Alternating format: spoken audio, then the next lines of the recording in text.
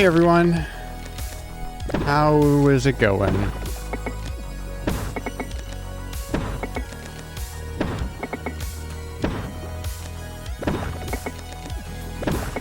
Oh, hang on. Hang on.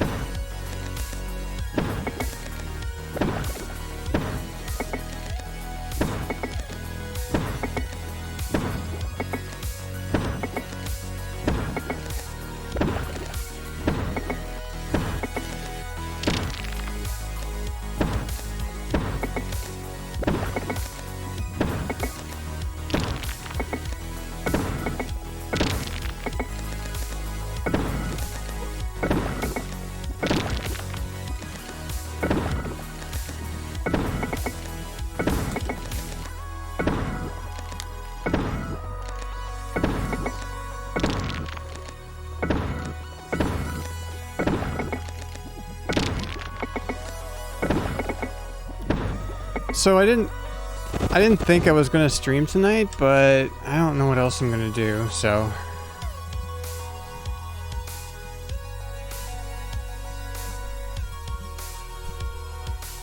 So here we are. I'm still kind of getting set up. This was kind of like, I didn't prep or anything, so this is very impromptu.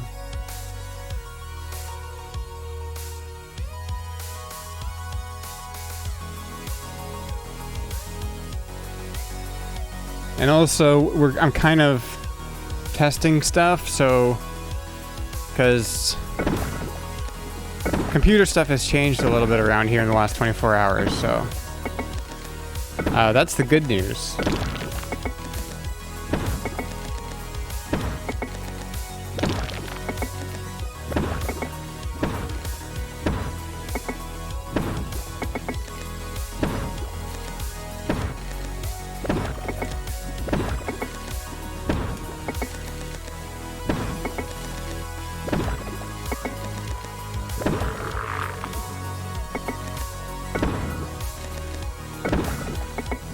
Yeah, I think the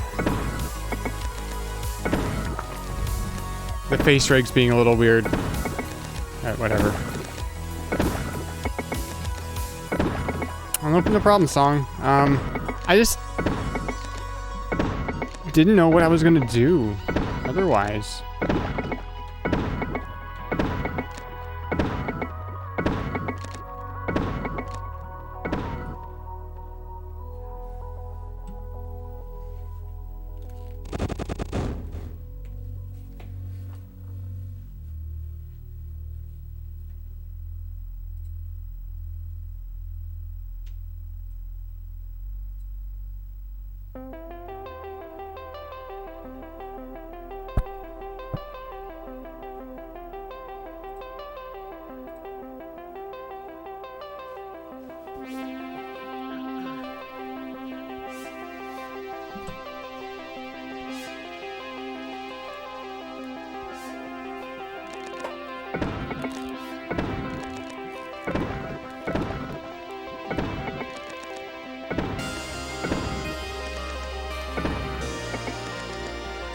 Okay.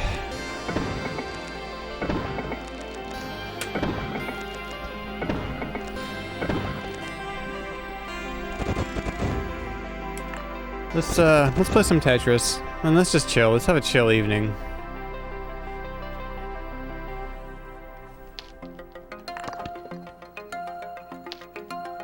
I don't even know what the game mode that I want. What do I want? Ultra? Is that what I was playing with like before? Yeah, I think so. Oh, I gotta get my head back in this.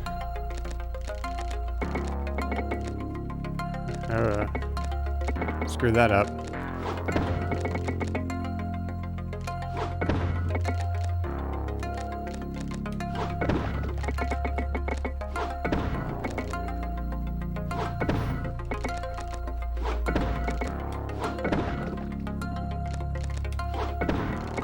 Yeah, we're good. We're good.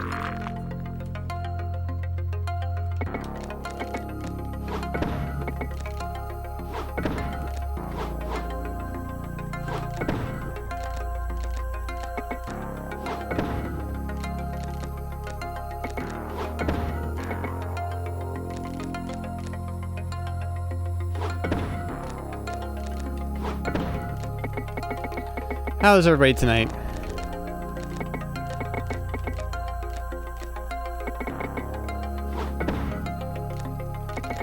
I don't even know. I've got 0 lines so far.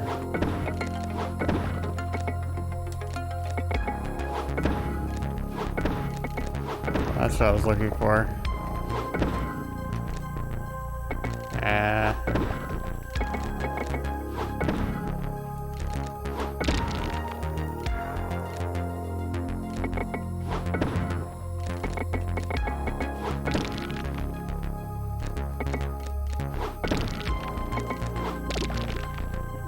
Dreading work tomorrow. I'm dreading work. I mean, okay, I don't even know if I want to get into everything, but I am dreading work on Tuesday. I'm not working tomorrow.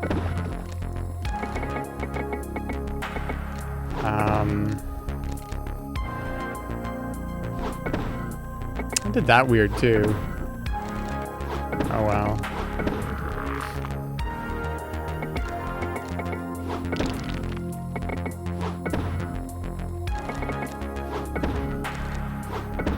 But,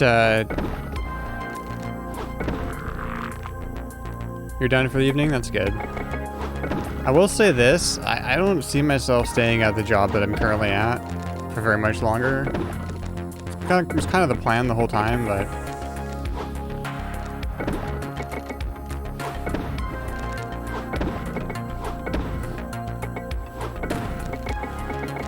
I'm kind of done.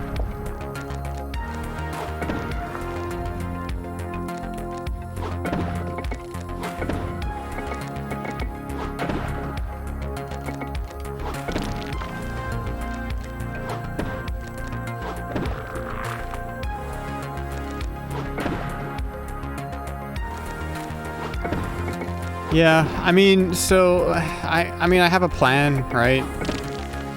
I'm just not quite there yet with my plan, so, I don't know.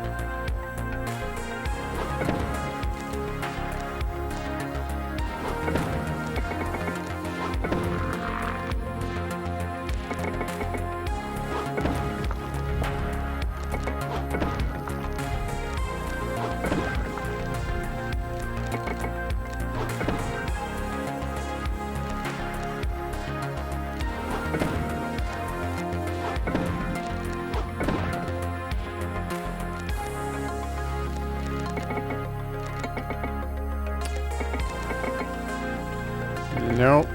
Oh, I screwed everything up there. Oh, wow.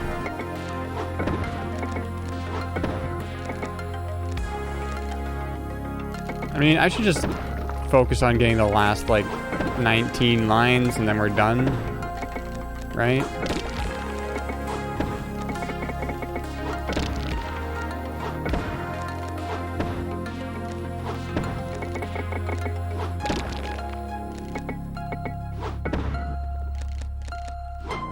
Here's the thing. I've got 1 week of work and then I've got 2 weeks off. Right? I've got 2 weeks off. So I'm gonna use that time to experiment with what it would be like if I wasn't working.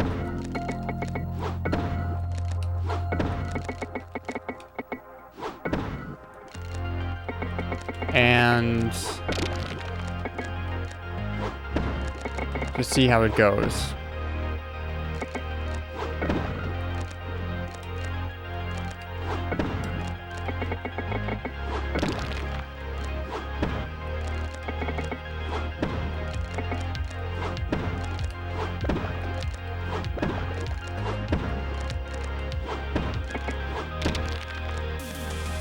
This is taking me way too long to get 150 lines. I haven't played in like a month, so whatever. One more.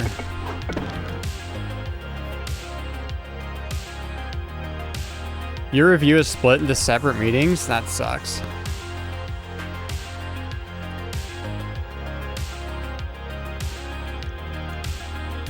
And the other thing is I have this project kind of looming over me outside of work. It's a music project that I've been commissioned to do. So, oops. I want to make sure that I deliver on that, and I don't think I can deliver on that if I have a full-time job. And this commission pays a fair amount. So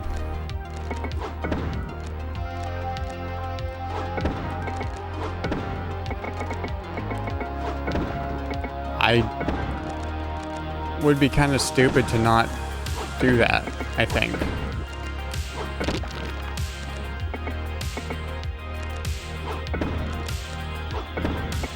Am I gonna get another purple piece? We're gonna get another purple piece? Oh, but I got 4 blues. So we're building one here.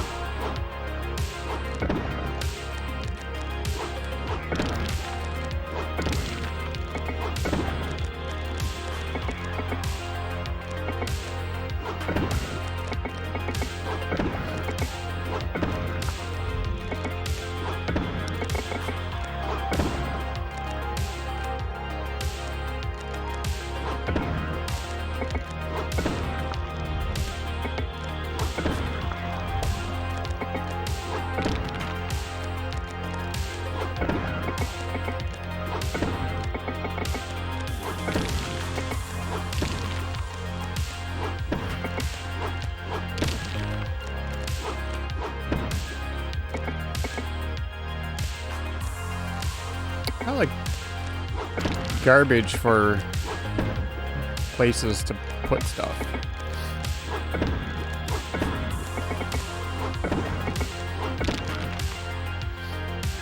So, okay, so just to kind of continue on my thought from before, I've got 2 weeks off this month, so thinking probably going to be streams. I'm going to be working on music. I'm going to be doing everything that I would be doing if I quit my job. And because, like I said before, as far as I'm concerned, that's going to happen.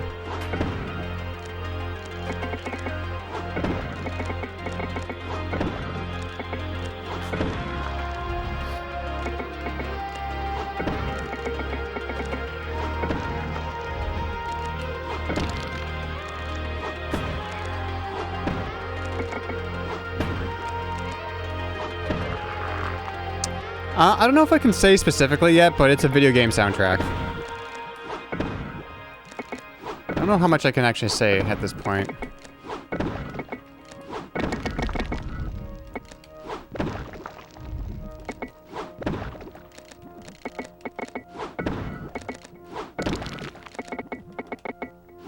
It's they're still in like the they're still shopping it around to investors and stuff.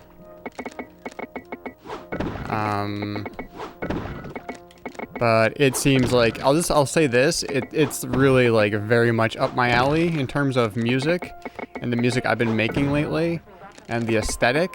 So I'm very excited for the project. So I really, really hope it goes well, and I want to do the best that I can for it, you know?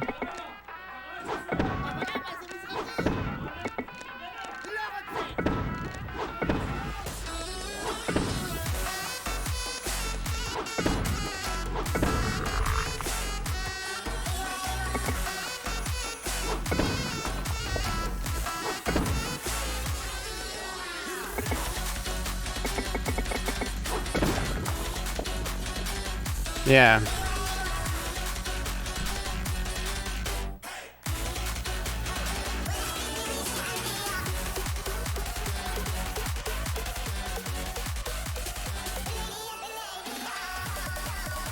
All right. But I'm very excited. I'm very excited for like when things get announced and things are rolling, and I've got like a couple of the tracks done, and you know, I'm excited for that portion of it.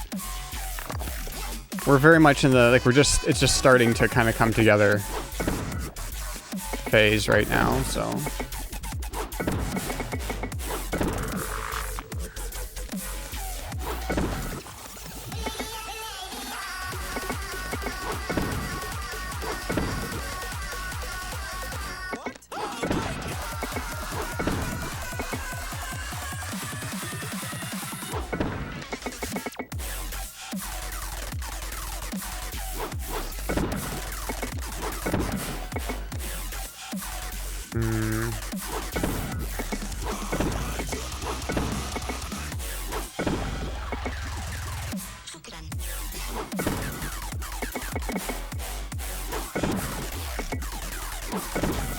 Oh, I've screwed myself anyways here, right? Yeah, sure have.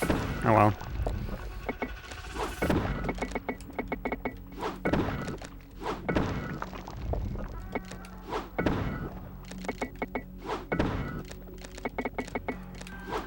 I guess let's start clearing some of this. Pre-production? Well, I don't know about I don't know if I like pre-production so much. I don't know. Actually, I don't know exactly, because pre-production for my album was, hey, I want to write music again, and let's just try starting with one song, with one track. And then I finished that, and it just kind of snowballed. So initially, it wasn't really even supposed to be an album. It was just like, I just want to write a track. I just want to prove to myself I can still do this and do something in a new genre as well. It turned out pretty good, I think. So.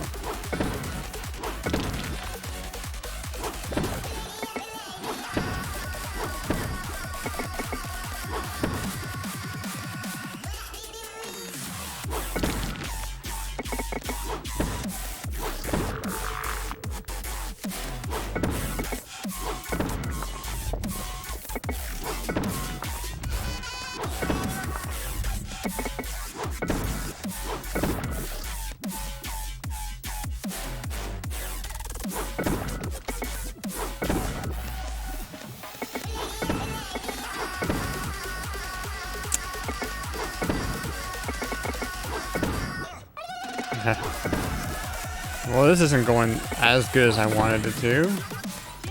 Crap. I'm trying to avoid doing that, but whatever.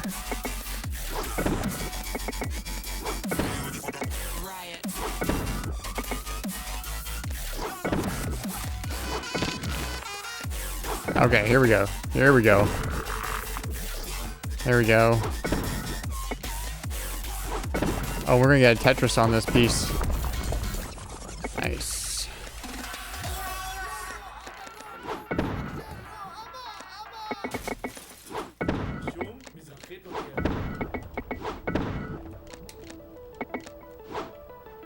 Slide that one right in there.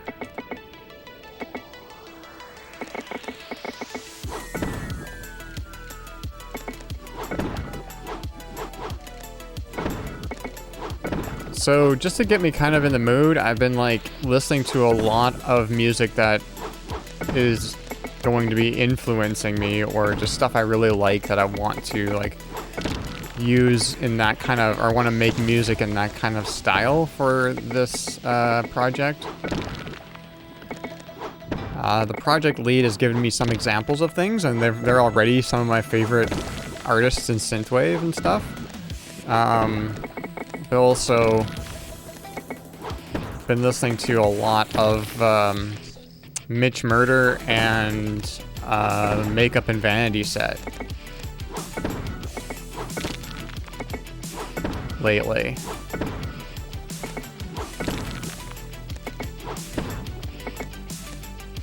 And Mitch Murder for just kind of the 90s jazzy computer MIDI music inspired stuff that he does, and Makeup and Vanity Set for the weird out there synthwave that they do. Makeup and Vanity Set is more like, I don't know if I'm too old or I don't know, but if you've listened to the Fight Club soundtrack by the Dust Brothers, Makeup and Vanity Set gives me Dust Brothers vibes, just with more of a synthwave feel to it. That's just how I feel about Makeup and Vanity Set. And like horror soundtracks, John Carpenter like music, you know, that kind of stuff.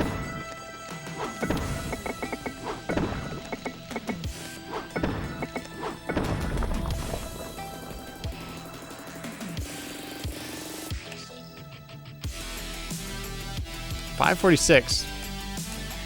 I want to go faster. I'm not really paying attention. I'm just chatting. Just talking into the void, I guess. It's one of those nights.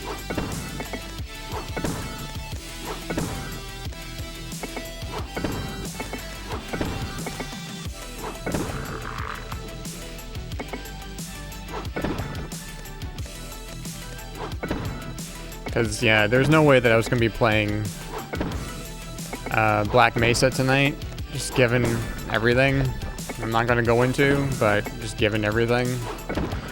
Tetris is way more my jam right now.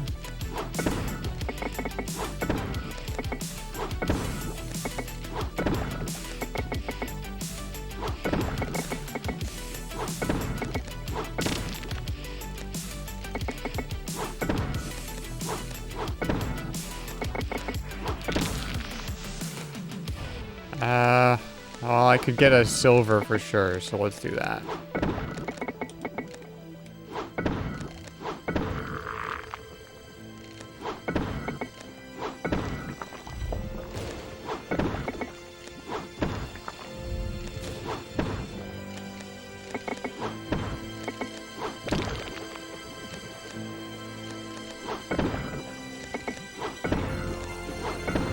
Let's go.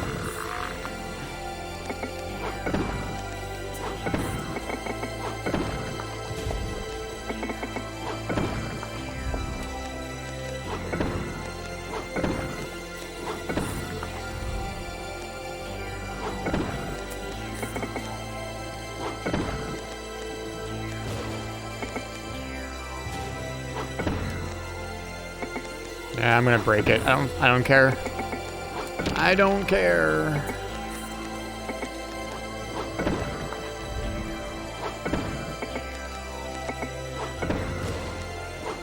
Another thing that I really like about this project, this music project, is that it's like within the fandom.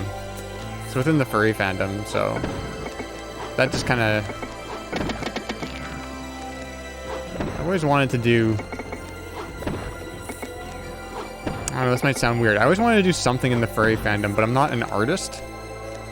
I mean, I am. Like, I take photos and I make music, and that is artistic work, but...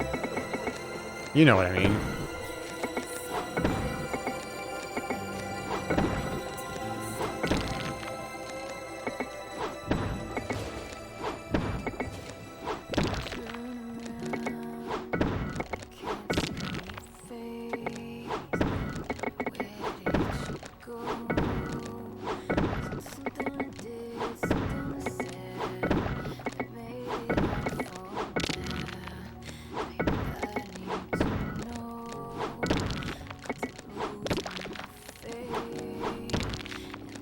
I forgot how splooshy this game's sound effects were.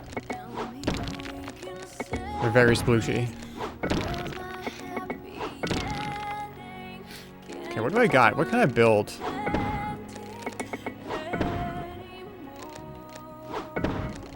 Not there. Can't build that there, actually. Alright, start over.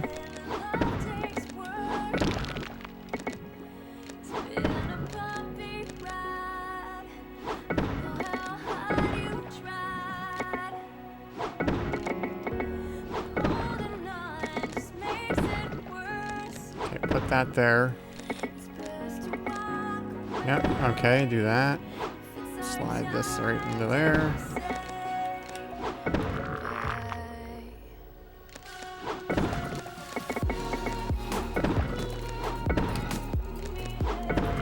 I'm playing this like I'm playing like a marathon, and I'm not. Whoops.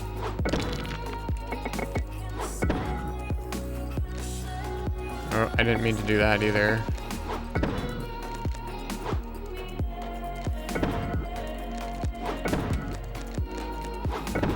Maybe I should play marathon mode, because then I can just kind of zone out and play for as long as I want.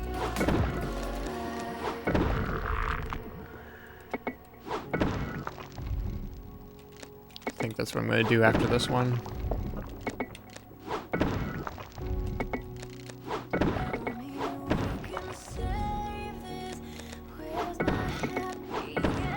There we go.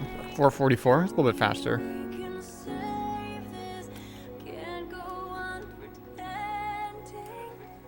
Rank 10? Yep.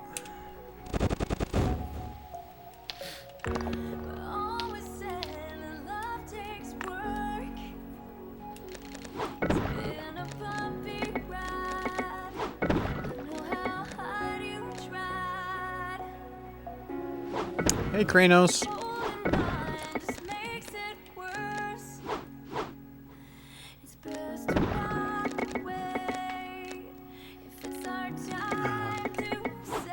Isn't going the way I want it to go. You're having a fight with Creative Cloud to notice the notification?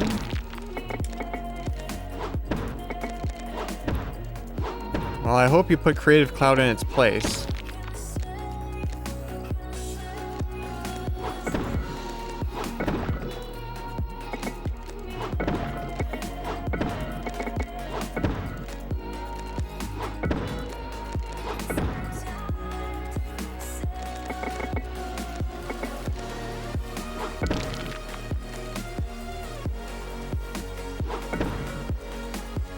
Really? That's never done me wrong.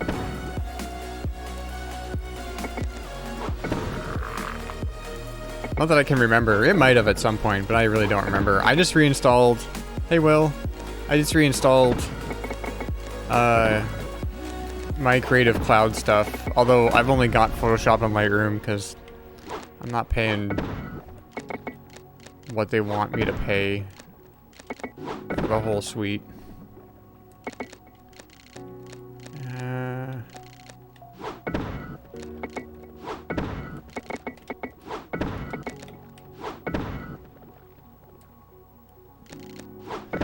No Half-Life tonight. I didn't even think I was gonna stream tonight. I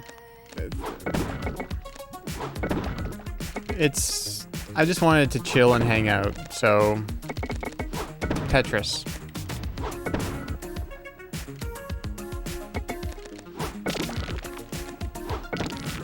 Yeah.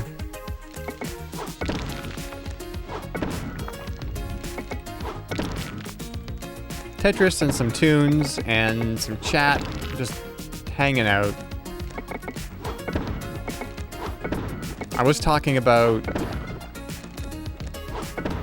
I was hinting at this music project that I'm going to be working on. I was talking about quitting my job. I was talking about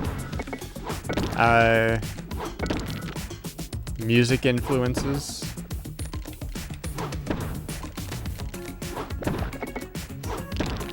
And I'm very absent-mindedly playing right now. There's a gold one. There's a gold one. I'm not really in it to win it. I'm just playing.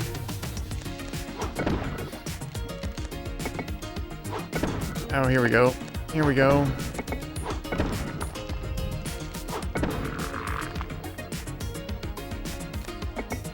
Yeah, that's a good feature. It does a little silhouette shape.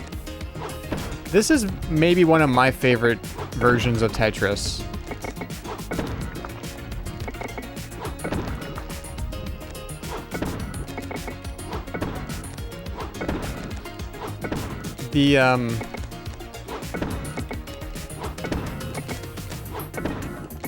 building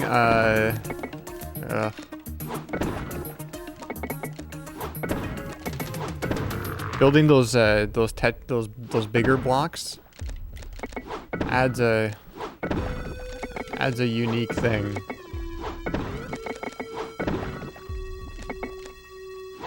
Although this is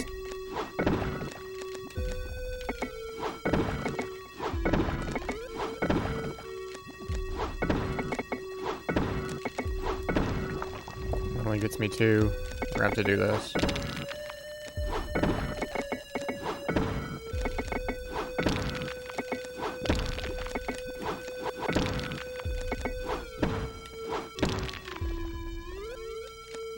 When did that start being part of the game? The building of the, like the 4x4, I forget what they're called. The bigger blocks? I think this game.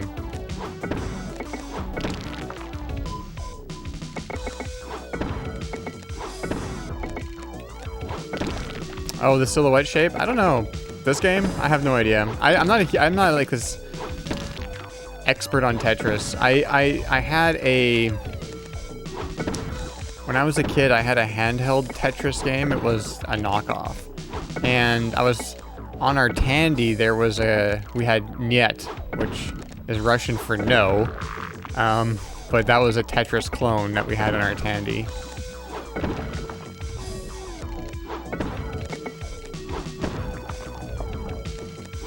And then Tetris in like Windows... it wasn't in the Best of Windows Entertainment Pack. It was like a Windows Games Pack thing or something. I don't remember exactly what it was called, but I believe it was in Windows 3.11.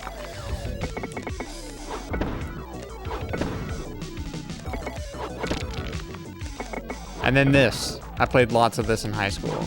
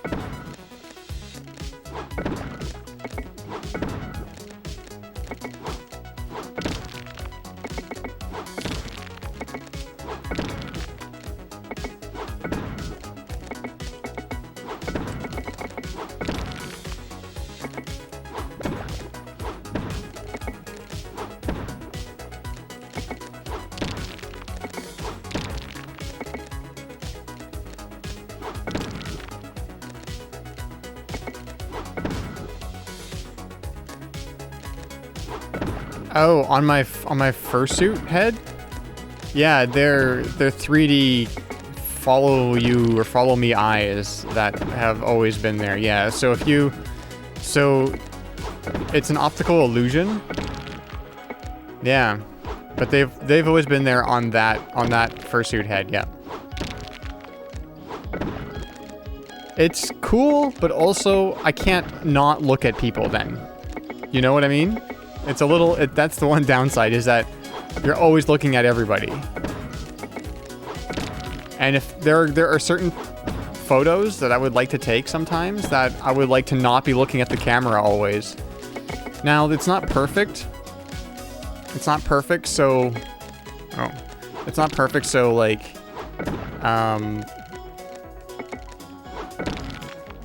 There are certain, like, positions I can, like... pose in and put my head in that makes it look like I'm not looking directly at the camera, but you know, like 95% of the time I'm looking at the camera. So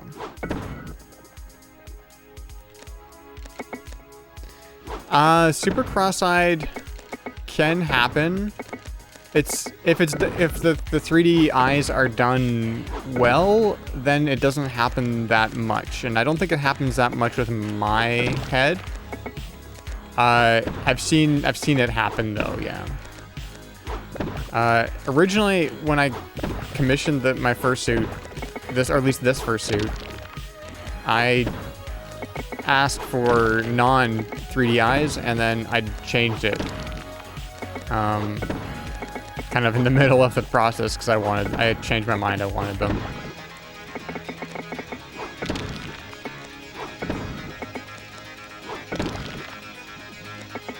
Hey Drake. I've seen it cross-eyed, and I think some of like the first photos I took.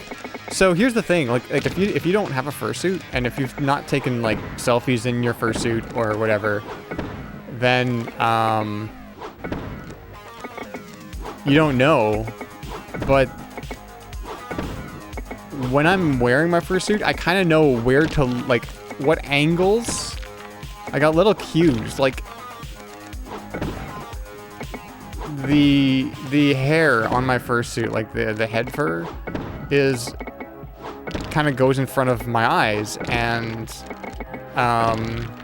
that's kind of a little indicator of exactly how at this point I've taken so many pictures of myself in my fursuit. I know how it's gonna look just based on what I can see out of it, essentially. So yeah. Yeah, you just kind of learn it. So when I first got my suit, the first pictures I took, I remember one comment, and I don't really care. I don't care that this comment, it's like it doesn't offend me or anything, but someone said, this suit has crazy eyes. And it's just because it was a weird angle, you know?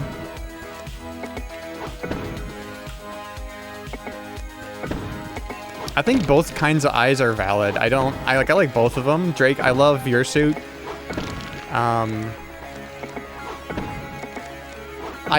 At this point, though, I can't imagine my suit with having the toony eye style from Mix Candy. I'm just so used to the follow me eyes, the 3D follow me eyes.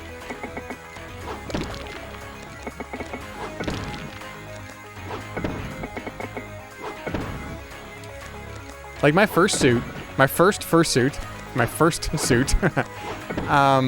also from Mix Candy, from before Val even had the company Mix Candy, I commissioned her to make my first fursuit, and that suit does not have 3D eyes. I don't even know if she was doing 3D eyes back then. And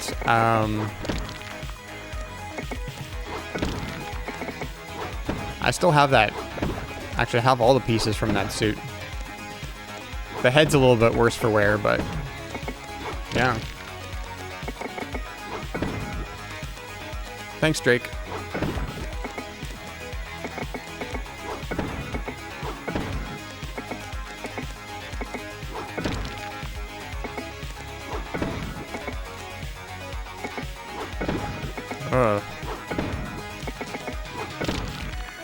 I'm not really paying attention to what I can build here.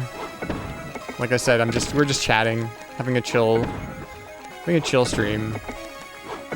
I just need company tonight, I think. I just need company.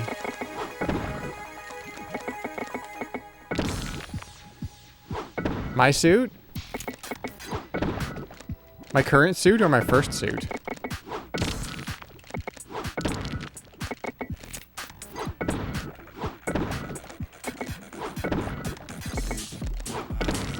Not that it matters, I'm just curious. My first one, okay. Yeah, my first one, I got that in 2004. I got that 17 years ago. Isn't that crazy?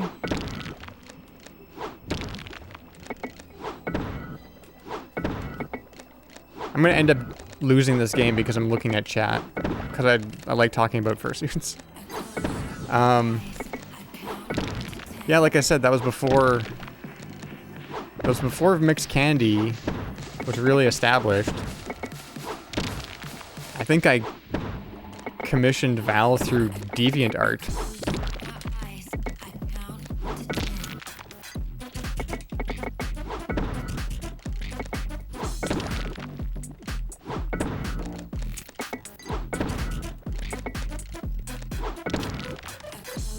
Yeah. So I kind of quote unquote joined the furry fandom in 2004, and then, you know, a month later, I went to Fur Buy and I bought ears and tails, ears and a tail, and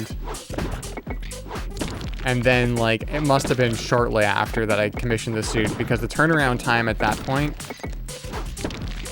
and Val was just starting out with stuff too. I don't know how long she'd been doing it, maybe a couple of years, a few years, making suits, and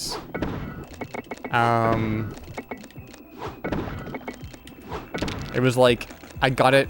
I remember this date because I got it. I got my first fursuit the day after Halloween 2004. So that was November 1st, 2004.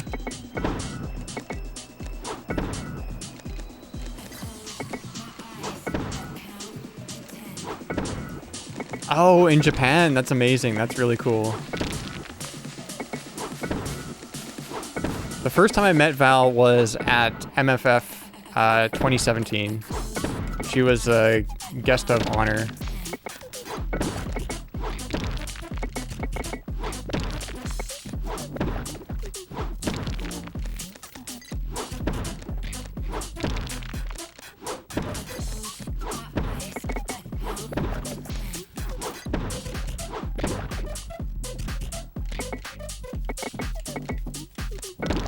Oh, I want to read chat, but the game's going too fast now to read chat.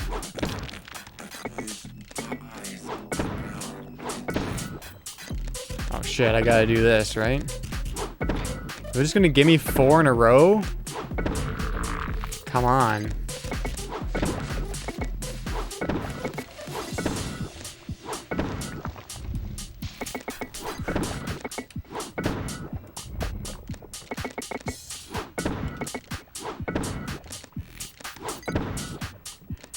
Okay, I don't know if I can make something there.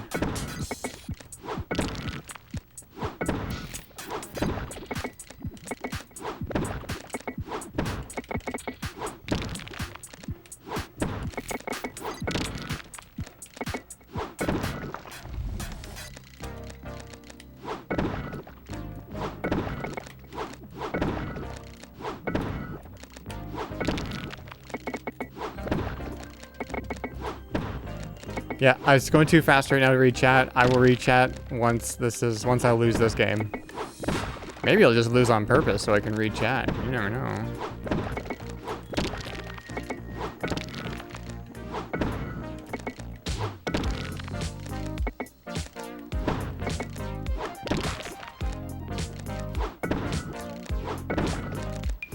Well, there was 4 in a row. Well, almost in a row, but not in the right places, so.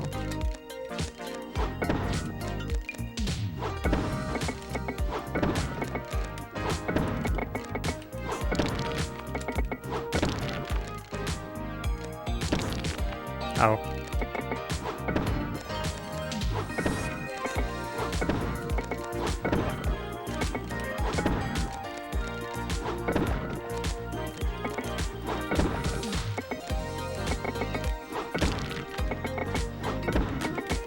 OSC is so good.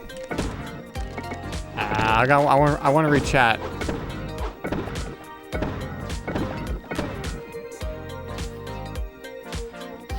You got yours on Halloween? So my current suit I got, I want to say a few days after Halloween. It's been like early November each time. For my mixed candy suits. All my other stuff. Like, those are my only 2 actual fursuits, but my other like masks or whatever, I don't know when I got those, but 2 mixed candy suits, always get them in November. Don't know why.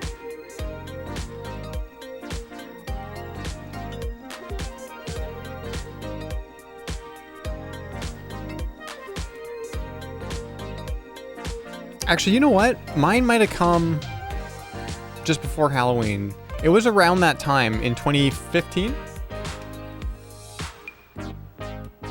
Rank's gonna go down. Oh yeah, we're down to.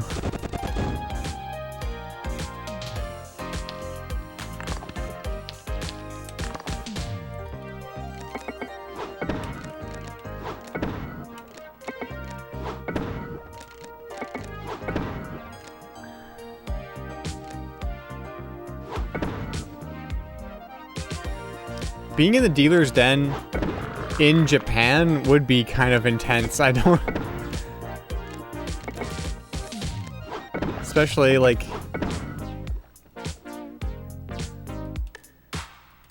Especially if you don't really know... I don't know if Val knows much Japanese, but... I know not enough to get by. I know a little bit, but not enough. I know... Here's what I know. Is it different? Here's the Japanese. I'll give you... I won't actually say any Japanese, because that would be terrible and horrible, and I'm not going to do that. But I'll let you know kind of where my level is at. I took half a semester of Japanese in university in 2005. So...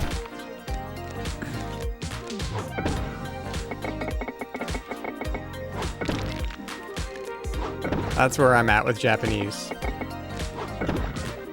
And I've brushed up a little bit with Duolingo. Duolingo, is that how you say that? Just to get like my hiragana and katakana down again. But that was a few years ago and I've forgotten a lot of that already again.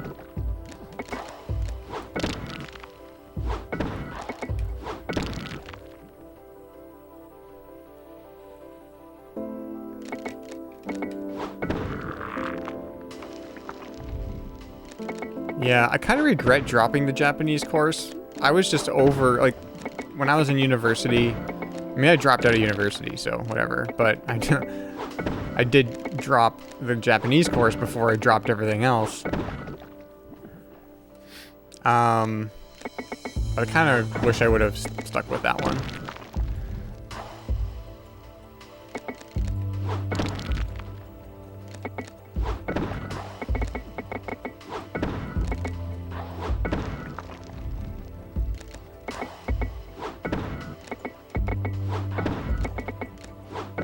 Okay, hang on, I want to read this. So dealer's den, at least at JMOF, is fast and intense. It's not open the entire con. It's treated like a main stage event. Oh, it's only open for 4 hours. Wow. Yeah, JMOF looks fun. If I had somebody to... I wouldn't go alone. Like, I wouldn't, and I would want to go with somebody who's knows the culture and the basically everything, because you want to go. Also, I need money for that, and I don't. But yeah, no. If I do end up getting money for that, then it would be definitely an adventure.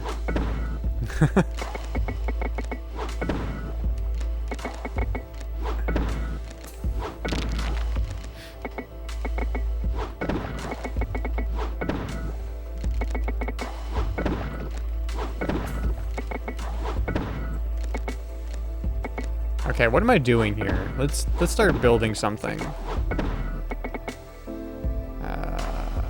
It's always a gamble. You never know what you're gonna get. See, if I put that pink down, now I'm locked into pink. And I should have done purple. Now, I do that. See, I'm just messing myself up every chance I can get here. Okay, here we go. Here we go. There we go.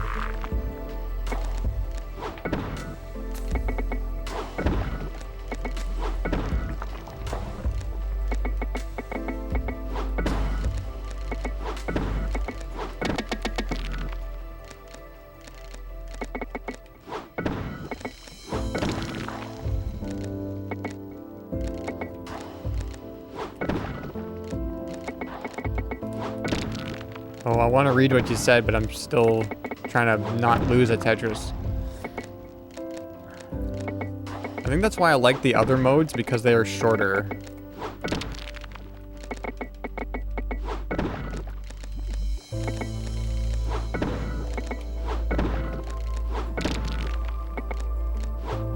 Hang on. You share a room with other people, right? But if you book a 1/4 of a 4-person room as a group of 4 people, you and your friends just get the whole room, and it's like $30 a night. Oh, that's pretty good.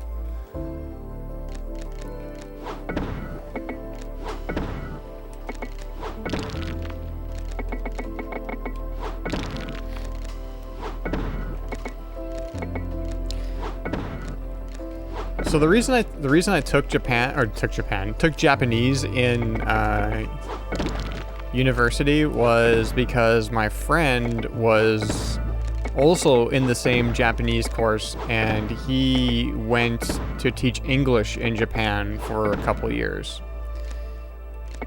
So he had an actual purpose to take it. I just wanted to, like, I don't know, be cool and watch anime without subtitles, but I never got that far.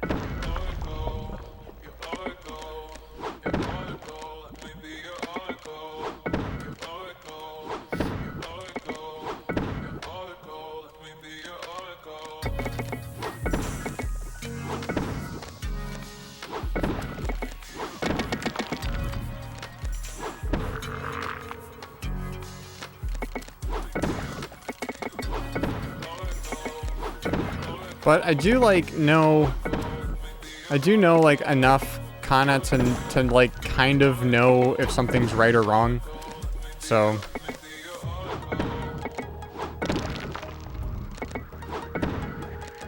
but I always have to like refresh whenever I'm doing.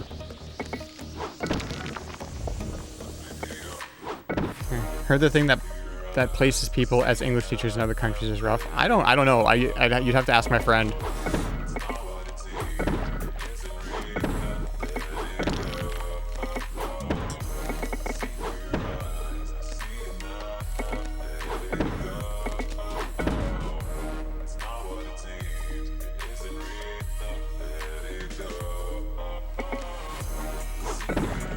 A lot of signage is written in English, hiragana, and kanji.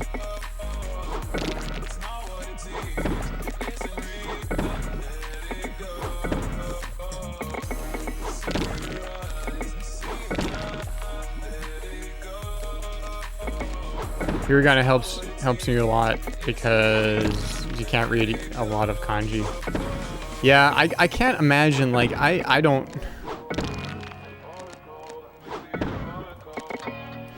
Like, kanji is a whole nother thing.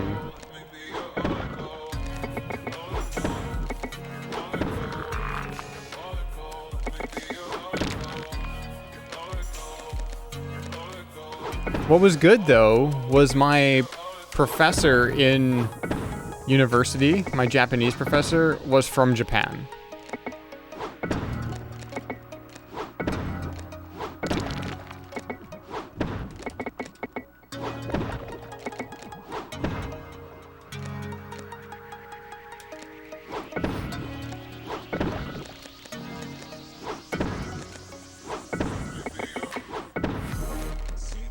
The university was like, I didn't know what I wanted to do with my time there, and it was all like I hated what I was doing, and then I was just like, nah. So I don't know.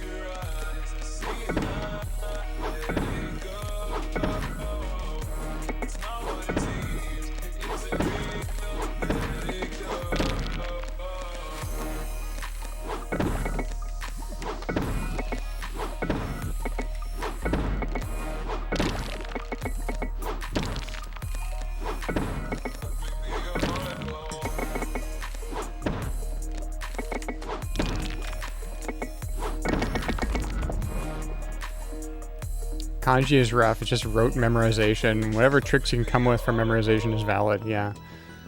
Yeah. It's from what I can see, that's what it is. And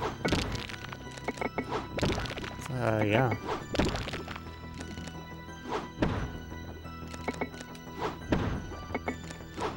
Whoops.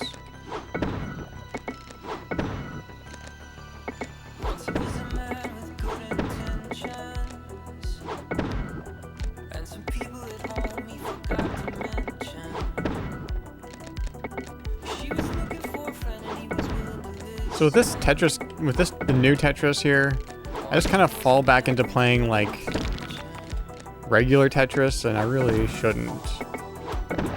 You know? I'm not trying to make, well, I kinda am, but it's not really working. I'm trying to make those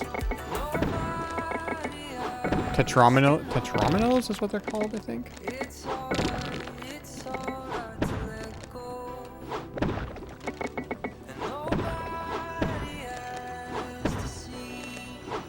The big squares, yeah.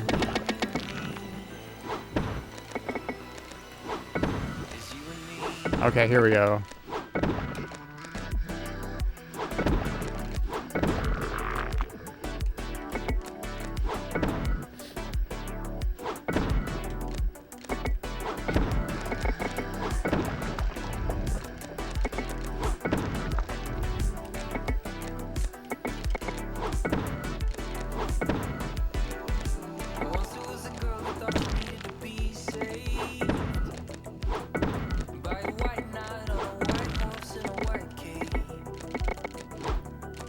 Bailed out of that one.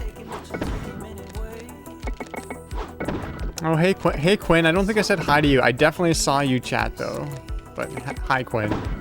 Sorry that I didn't say hi.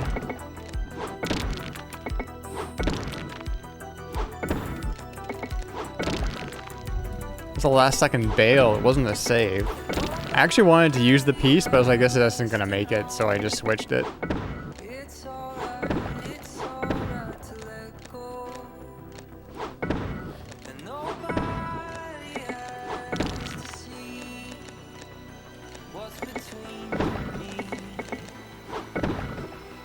I don't know why that alert didn't go, but it didn't.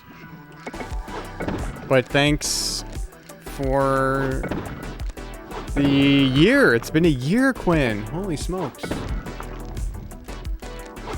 Actually, is it a year now, or is it a year in a month? Because now you have subscribed for 12 months. You're paid up for 12 months, but it hasn't been 12 months yet, right?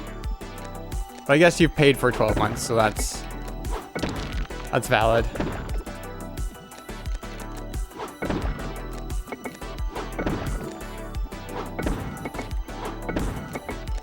So we'll call that a year, because you've paid for 12 months.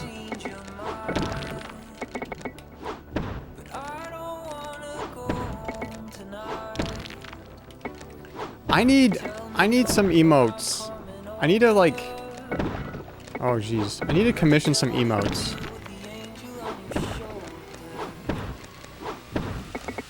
Because we don't have a whole lot of emotes. I'm losing this now because I'm looking at chat. What do we have for emotes? Let's just take a look. It's Cybervix.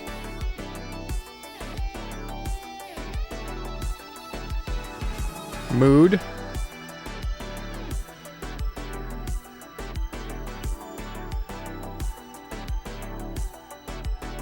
And Paulo. I just made some and just kind of threw them in there because I didn't know what else to do. I think Ultra. I think I just want to do Ultra. Ultra was pretty good because I can still like chat. The game doesn't get that fast. And I can still screw up my plan. Yeah, just like that. Oh gosh. I'm gonna put this up here. What is this? Is this 5 in a row?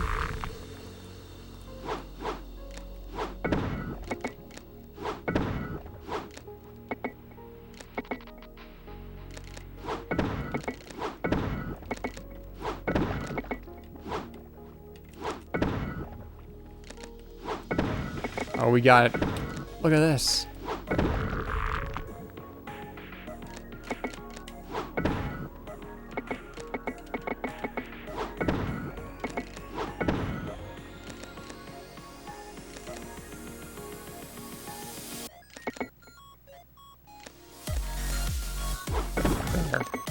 There. Oh, I didn't mean to do that, but that's fine.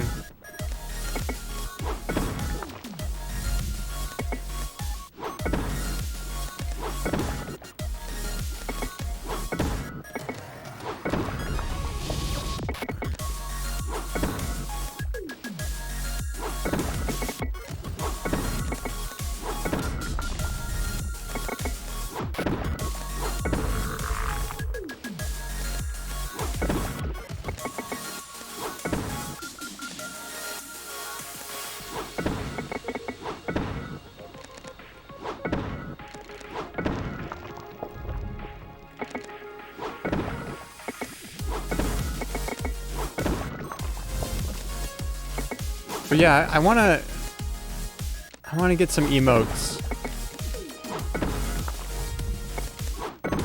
Like some Jamie emotes.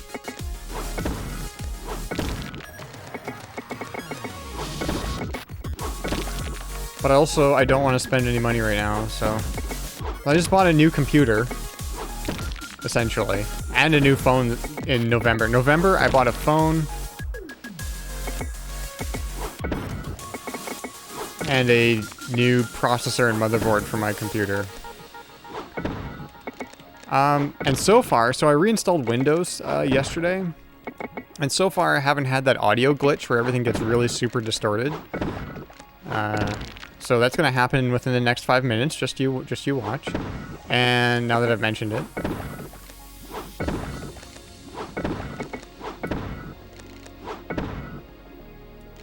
Yeah, I jinxed it. But no, I am... There we go. That was a good time. Good time for me, anyways.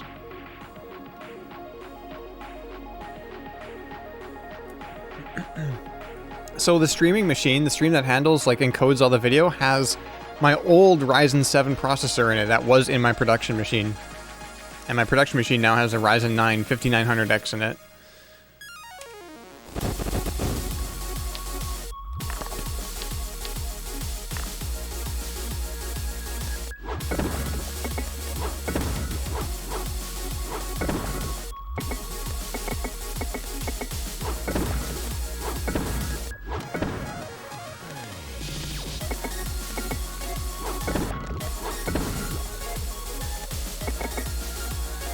There we go.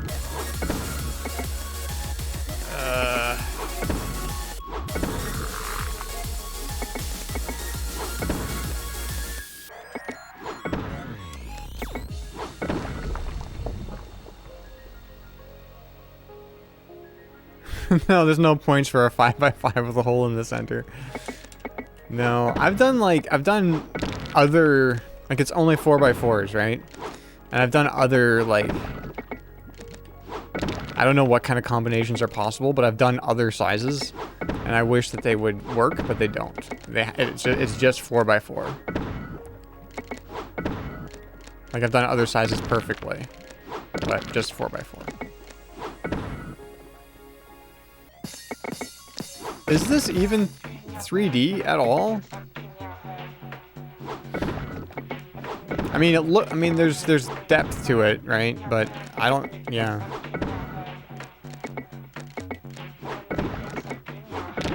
But yeah, this is on the Nintendo 64. The venerable Nintendo 64. Maybe, yeah.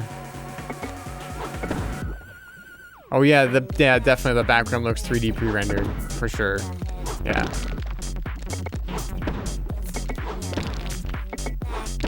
And if I know anything about Quinn, I know that Quinn really likes, like, early 3D stuff.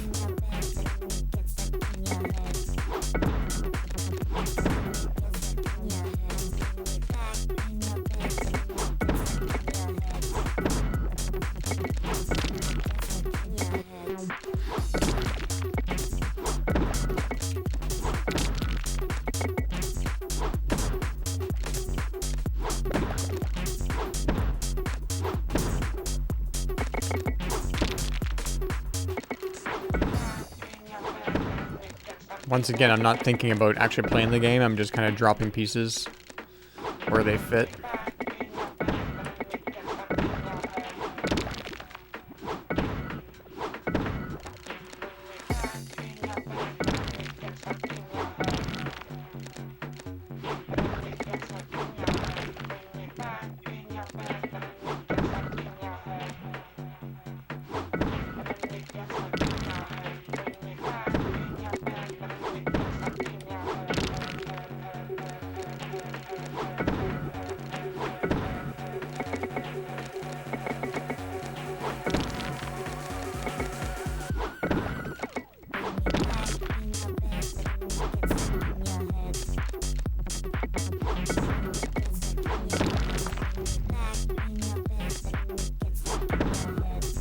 Will I get... I don't know why I just switched out that, but will I get a 4th yellow?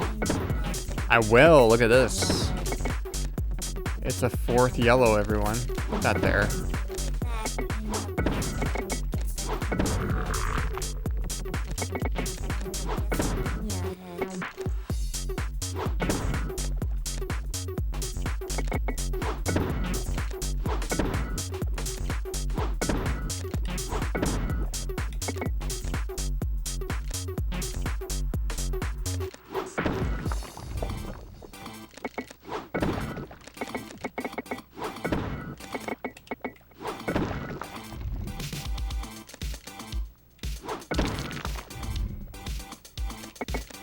I did not know that tennis was his favorite sport.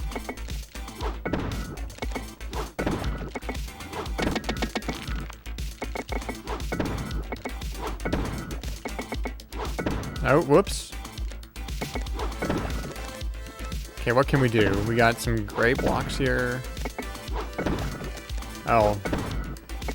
We'll do this.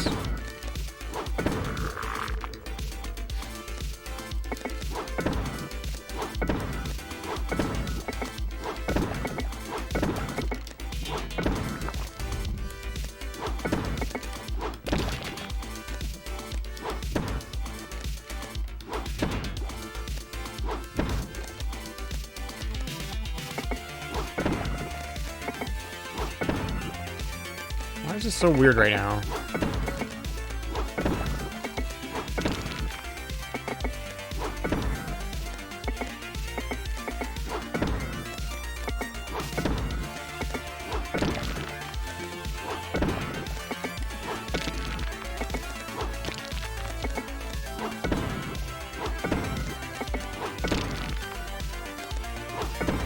See, those big blocks don't help if you don't ever get to make lines with them.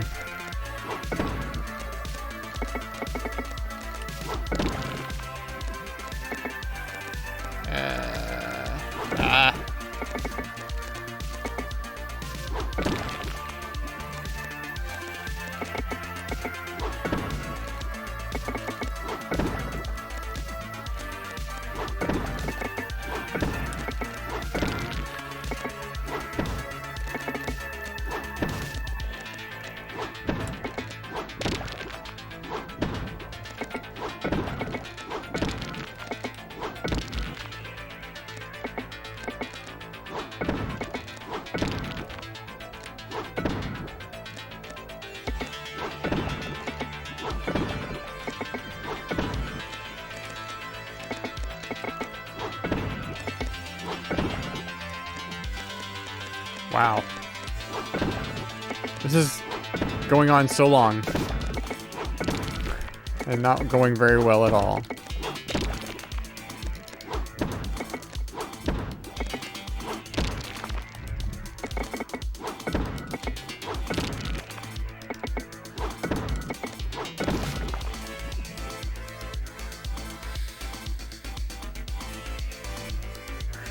Tetris is...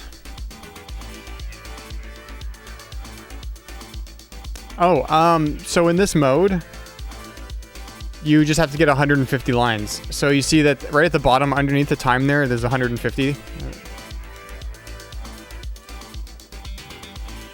That's why I'm playing it, because it's supposed to be shorter. It's not supposed to take you 7 minutes. My rank is gonna go down. Oh, only 1. So yeah, there's Ultra, which is what we were just playing. Marathon is just you go until you lose and get as many lines as you can. And then Sprint is you get as many lines as you can in a time limit, which I think is like 3 minutes. Is it 3 minutes? Let's try a Sprint. Let's see how this goes. Yeah, it's 3 minutes.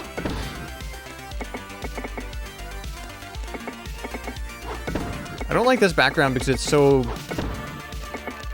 harder to see the blocks. The contrast is not as good. It's a bright background with bright blocks.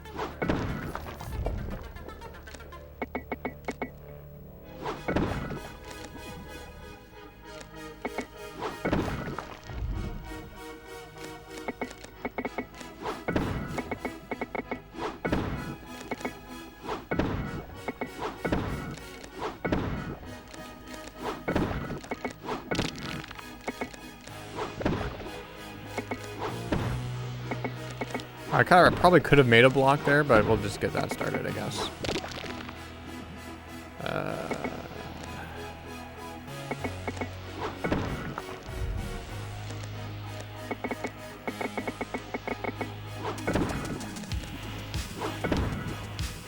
Okay. I guess I'll make a silver. Yeah, I don't know when the next blue one would be coming, so. Whoops. Dang it. Oh, that worked out okay, though. That was fine.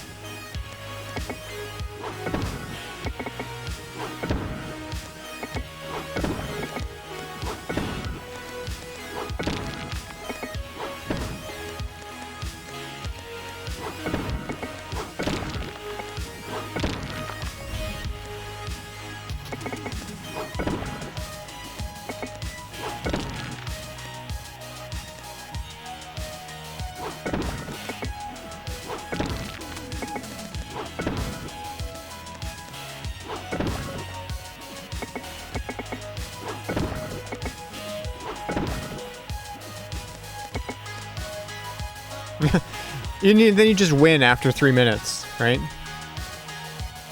I don't think you can lose that. Actually, I guess you could if you die within those 3 minutes, but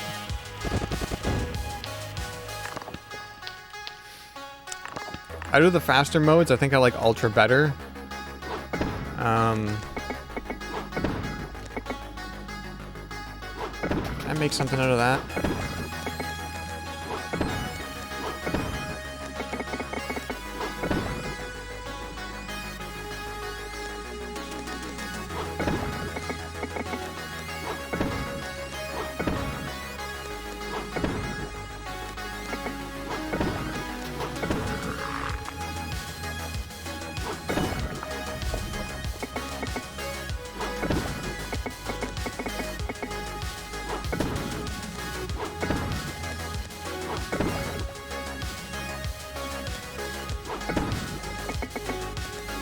No, oh no. I can maybe save it. Yeah.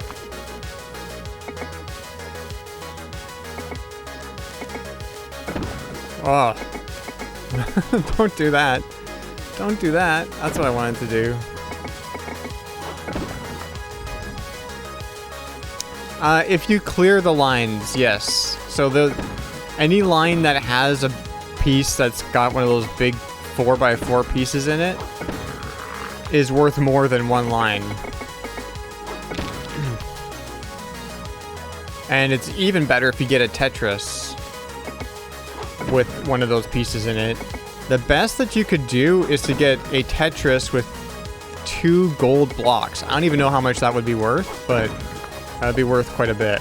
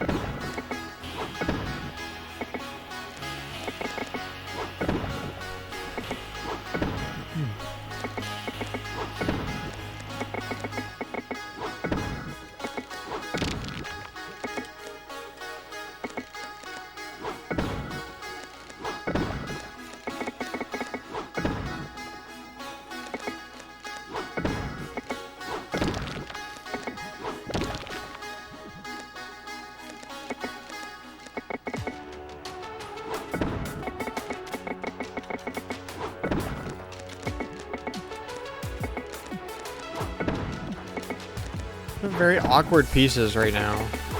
Oh, man.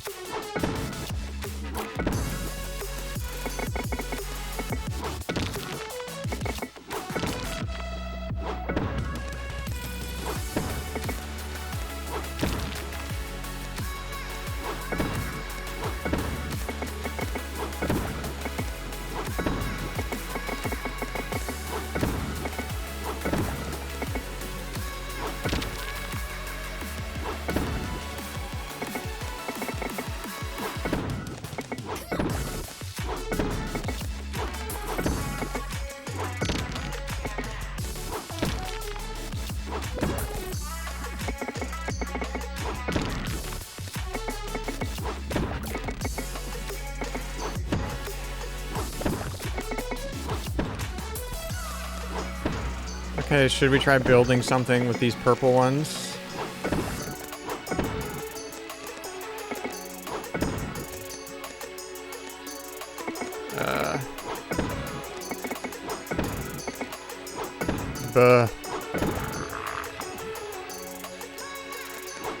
Oh, what have I done? This is bad.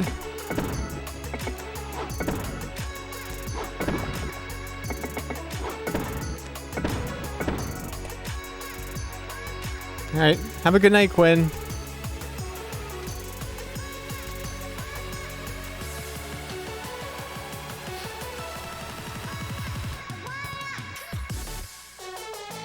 What has happened here? You have found the secret cheat. Enter Too Fast For You in the single-player name entry screen for intense gameplay. Please power off the control deck and then power on the control deck to continue. What?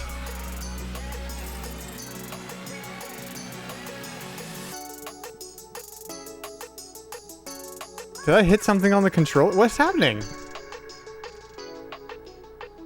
Okay, so I know that there's codes for... I actually knew that code already, right? Because I bought this cartridge off of eBay and I wanted to figure out how I could clear out the the non-volatile memory in it so that I could just reset the high scores and everything. And I found all these codes, and how you do it is you enter, like, I don't know, some like NV RAM clear name or something into the name thing. But what the heck? What is going on? This is like...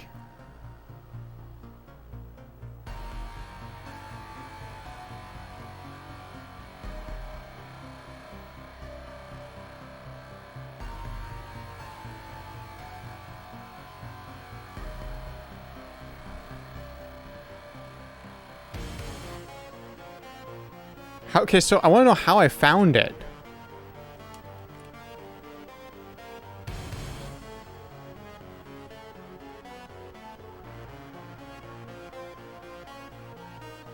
Is it just after... Okay, so I guess... I don't know. We'll have to look it up. And, like, I do actually have to reset the console to go in because I can't do anything now. Alright.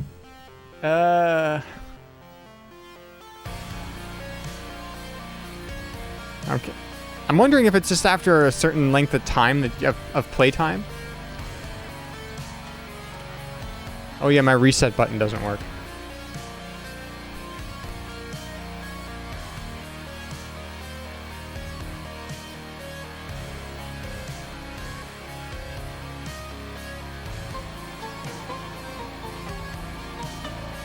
Oh, it's got...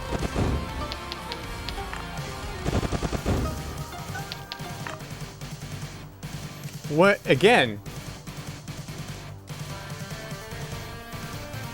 Is that supposed to be happening?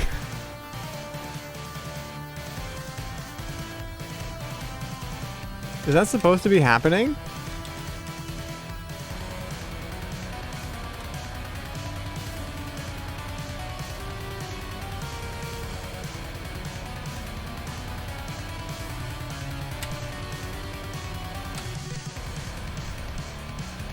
So what was interesting there was that the music that I had muted in the game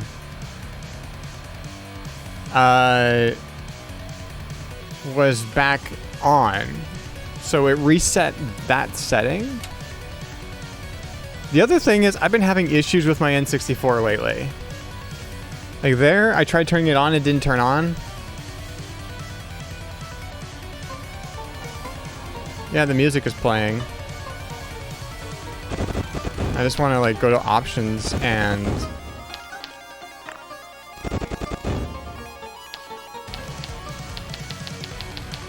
turn the music down. Is that all the way down?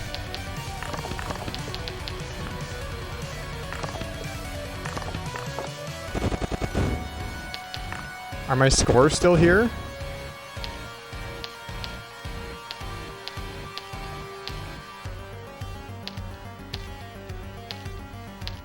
No, everything is reset.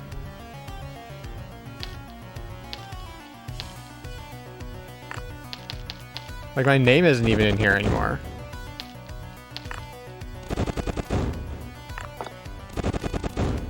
What is going on?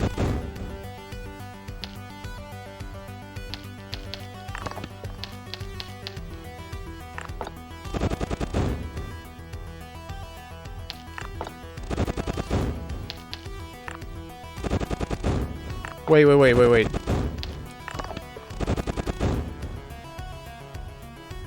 Oh yeah, see, and I had, this is like, it just reset. It's just completely reset. The cartridge has been reset as if I did put in that clear NV RAM thing again. I don't really care, but it's weird. So I don't think that was like legit. I don't think that was like, I think that was like oops. I don't... Oh, wait. There we go. I don't want to try too fast for you. I mean, we could try it. I guess we should try it. Okay, 2. It's probably going to be too fast for me is the problem.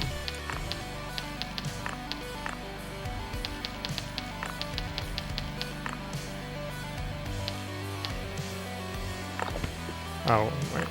How do I... There it is. Wait. What?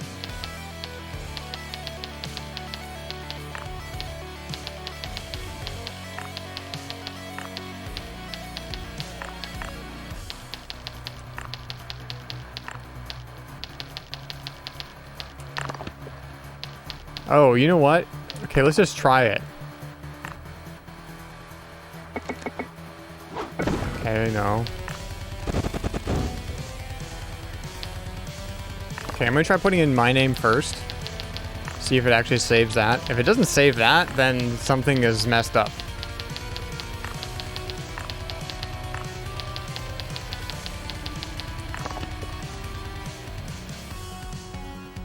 Okay.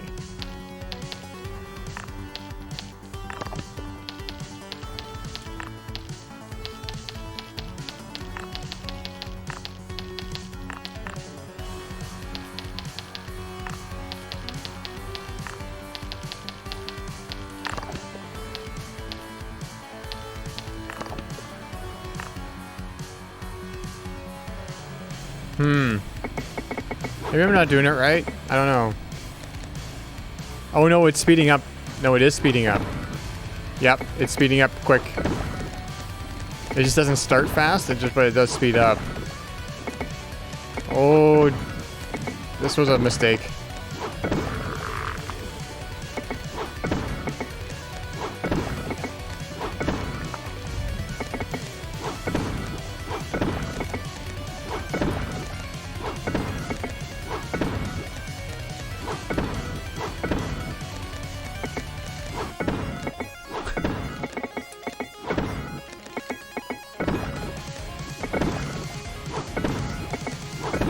I don't think, well, okay, I'm gonna obviously lose this pretty quick.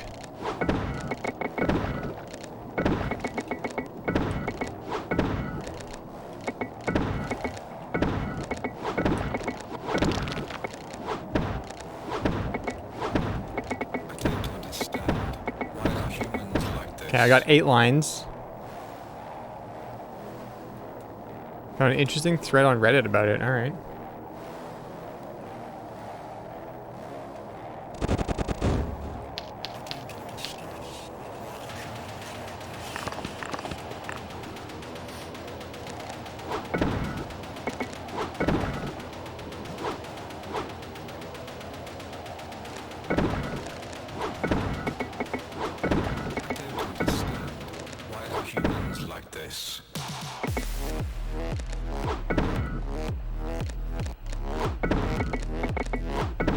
TLDR is that the game crashed? Okay, that's kind of what it felt like. Considering it did it a second time.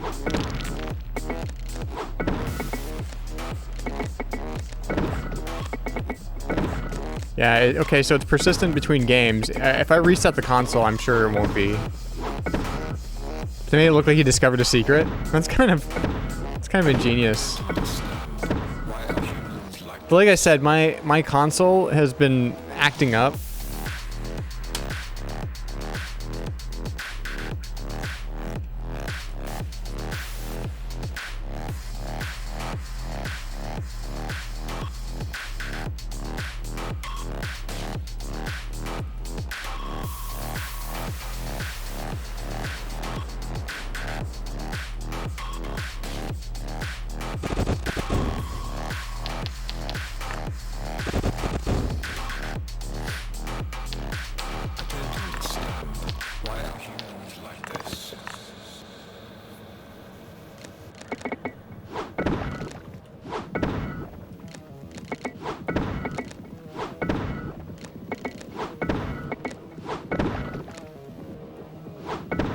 Okay, we'll do that. We'll do it there. That's fine.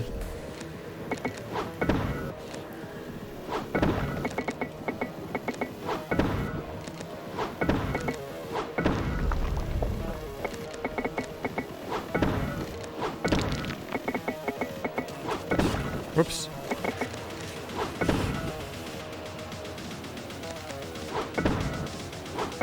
Oh, so the secret code changes sometimes and it's debug info? Huh.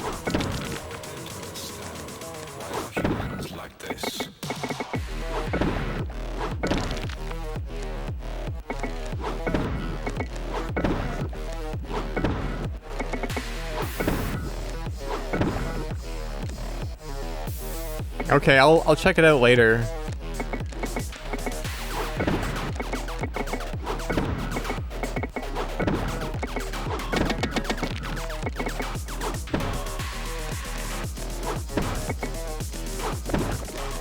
I don't know, Kranos, can you post links into chat here? I made you a VIP like a couple of weeks ago. I don't know if I've let VIPs post links though. I can't remember if I've allowed that or not.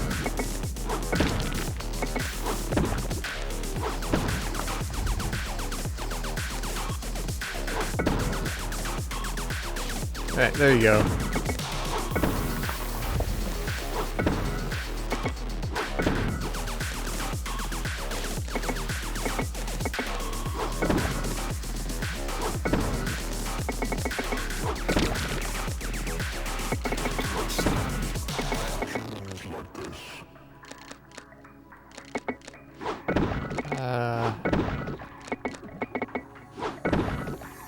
It's interesting that it crashed and then wiped all of my save data, you know?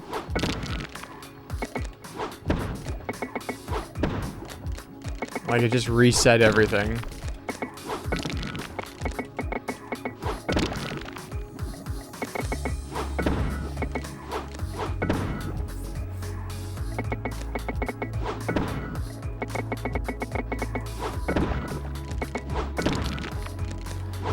I do wonder what's being weird with my N64 though.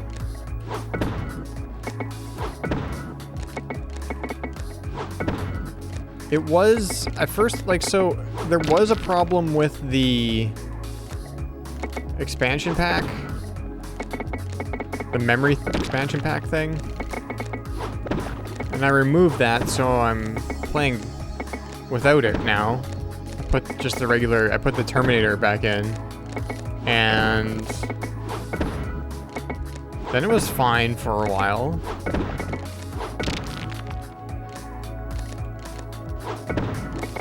But now it's acting up again.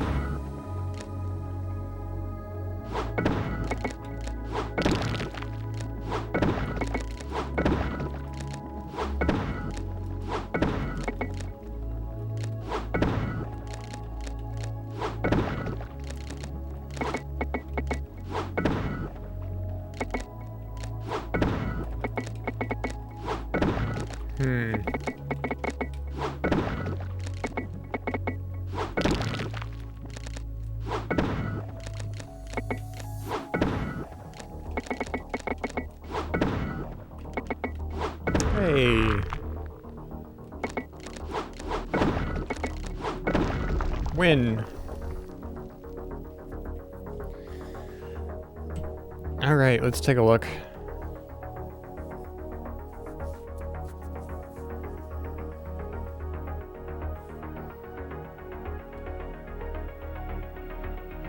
Oh, that screenshot is way more glitchy than mine was.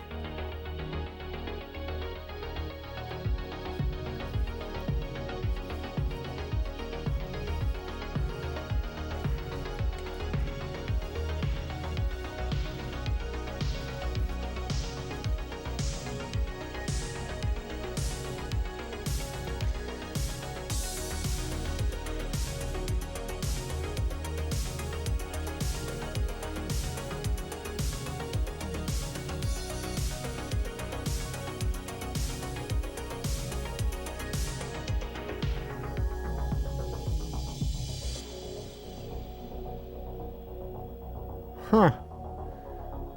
Just reading that link. Yeah, it's basically they had to ship the game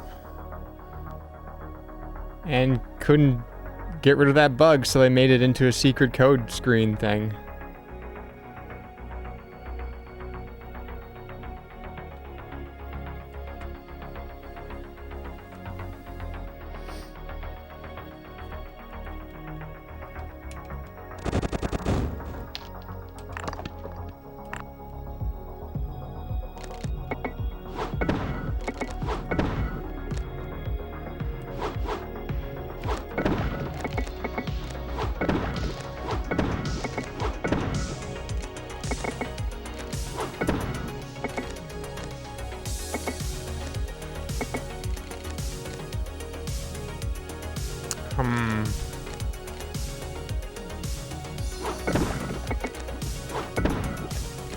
Do that.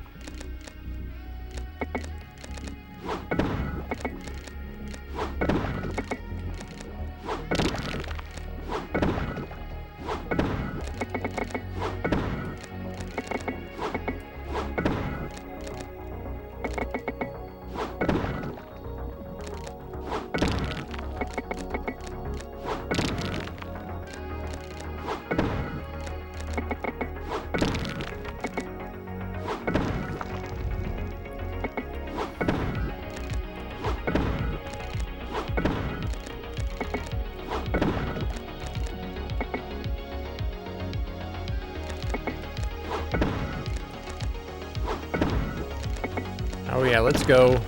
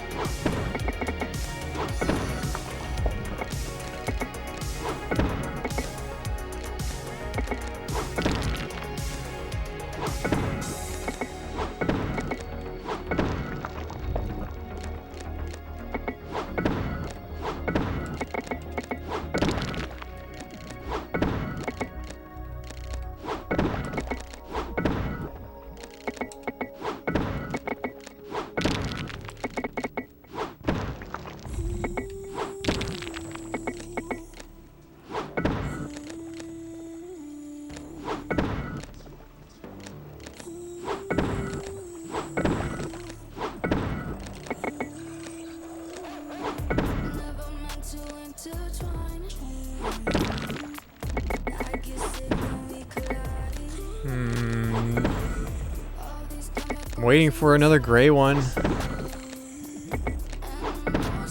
There it is. Put that there, I guess.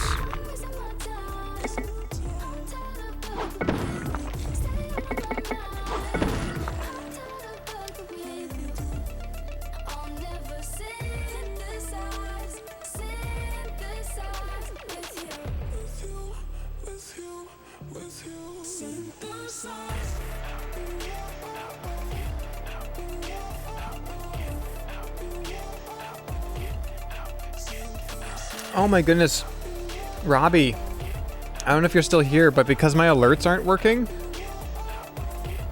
I I didn't hear when you resubscribed. Thank you so much for the 9 months. I wonder why those alerts aren't going. I have the alert box widget open.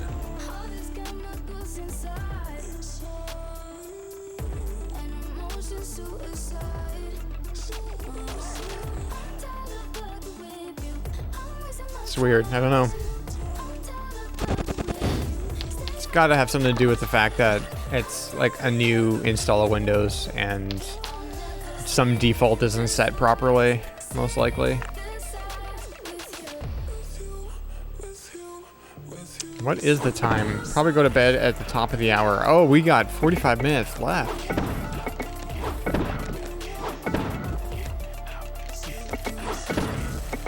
Yeah, I honestly don't know, like, how long I'll be streaming tonight. I just wanted to chill. The new machine, well, the new processor and motherboard is working very well, yeah. Tonight was just gonna be like a chill stream. And I think it's been a chill stream so far. My mood is actually better than it was, so thank you everyone for hanging out. But yeah, the new computer, it's fast. I haven't really done a whole lot with it. I did a little bit of photo editing, which felt really nice. And I opened up my my DAW a little bit just to see how it would handle loading all of my synthesizer plugins and stuff, and it worked really good.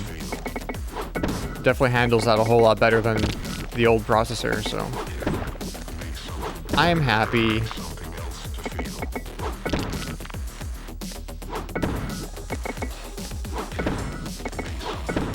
One thing I'm not so happy about is that one of the fans in my case has decided to be a little loud. Not really loud, like not loud I wouldn't say it's loud at all, but it's noisier than I would like it to be. So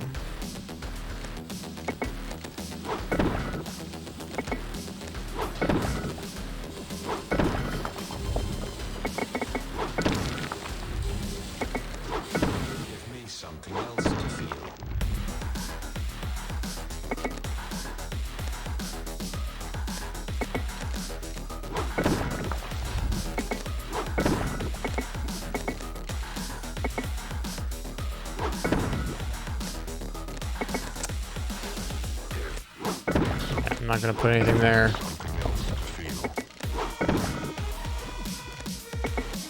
I might want to replace those fans with some better fans. Those are just the fans that came with my case, and I don't know how good they are really. But I've only had them for, it's like less than a year, probably 6 months. I bought that case probably like 6 months ago. I don't know exactly when. So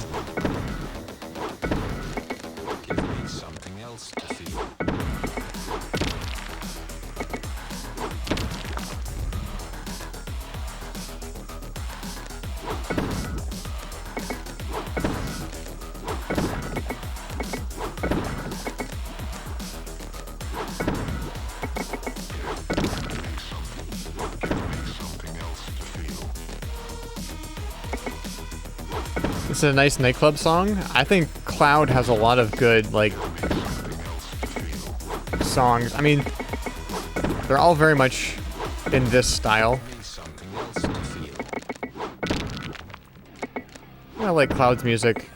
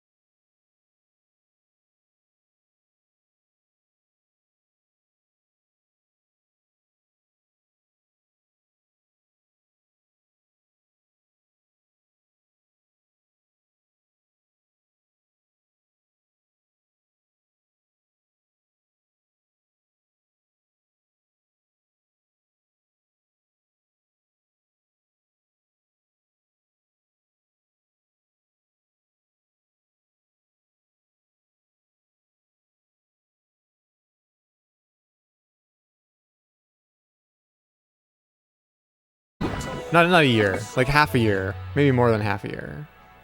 And it's just because it's all very much the same. Yeah, it's like, I don't know, it's like $7.50 a month or something, and then it's like most of their catalog that you can stream. Most of the catalog. There's certain songs that you can't, that they say that you can't stream. But yeah, they won't do any, they won't mute your VODs or do any takedown, like DMCA stuff.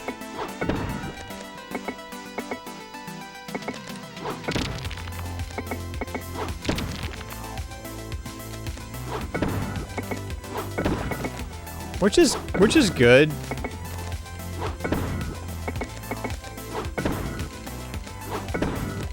You know, it's good.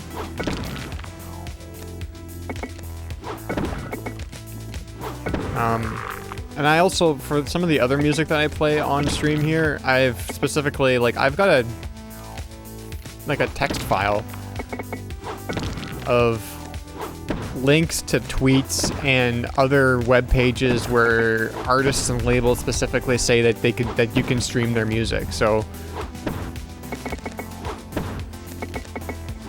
like, this is, what is this, Waveshaper? Waveshaper says you can stream their music. No problems. And that's what I do too. I say, like, if you want to use my music on your stream, on YouTube or Twitch, go right ahead. You won't get any DMCA copyright claims or demonetization or anything.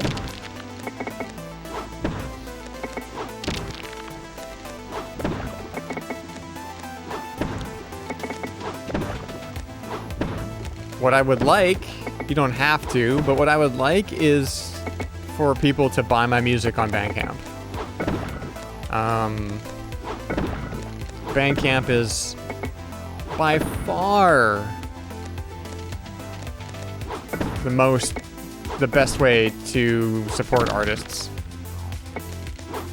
And I get that if you don't have the money to buy all the albums that you would like to, and you just want to, and all you can do is stream, like on Spotify or Apple Music or wherever. I get that. That's perfectly fine. But the best way to support artists is to buy their music on Bandcamp if they have a Bandcamp page.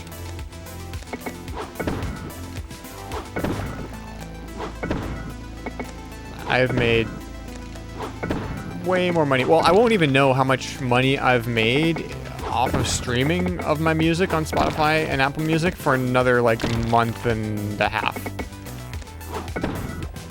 Oh, you got an ad?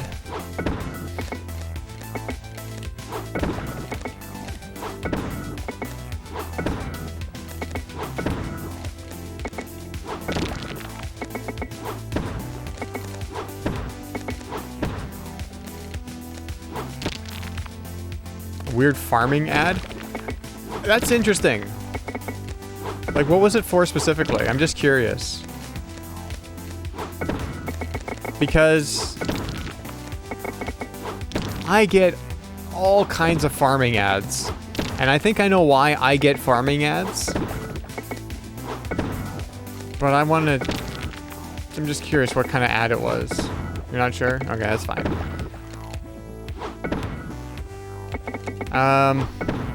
I'm actually south of Winnipeg, and it is incredibly rural here, yeah. But also, I get ads. Okay. I get ads for very specific farming stuff that are clients of mine at work, whom I'm frequently talking about in the vicinity of my phone.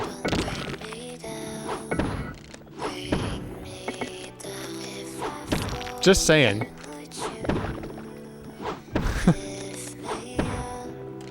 And what's also interesting is that I don't really, like, there's no cross-pollination between the data on my work laptop and any of my personal accounts. I am not signed into any of my personal accounts, like Google account or anything like that, at work. Because I for sure as heck don't want work to know about my Google account. And because we're an MSP, I know exactly what work can see on my work laptop. So...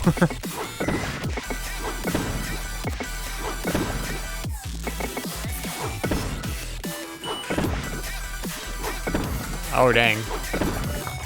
I gotta get, I've just been chatting here, so I don't... Not even paying attention to this game. There we go. We're an MSP. I mean... I don't... Like, I started the stream by saying I'm gonna quit my job. So, I mean, you missed that part, Kranos, but... Yeah. I work for an MSP... And we're like a local homegrown MSP. Like, I've been with the company for like 15 years now, over 15 years, and we started out as a retail consumer electronics store. And that's what I was in sales back then. I was selling like computers, laptops, desktops, and digital cameras, and like iPods and shit. And then things changed, and we always had like a computer service department, but we really leaned into computer service, and then we went more and more towards the managed services, and so now we're in a managed services position. We're not really in the retail space anymore.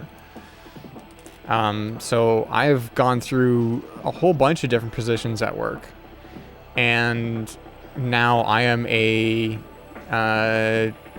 one of the bench techs, so I'm diagnosing hardware and software and stuff. And some bullshit happened on Friday, and this isn't even the stuff that I mentioned on Discord. Like, this isn't even the reason why I wasn't going to stream tonight, but it's just kind of everything culminated this weekend into this big kind of ball of crap, and I just didn't feel like streaming. But an hour after, like at 8:30, I was just like, you know what? I really hate that I'm not streaming right now. Like, it really felt bad. And it's really been really good to just kind of sit here and chat with everyone. I guess, honestly, it's feeling a little lonely. Probably because MFF is going on right now and I'm not there. I know that's part of it, but just also everything else that happened this weekend that so like the family stuff, and I'm just really glad that I could hang out. Yeah, it's like a hangout. That's kind of what I want my stream to be, like every single time I stream. I just want to hang out. I am like an hour and a half flight from MFF.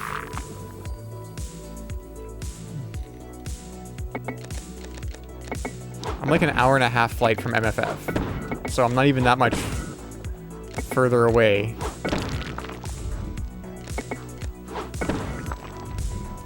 MFF outside of like the local con in Winnipeg, which admittedly I've never been to.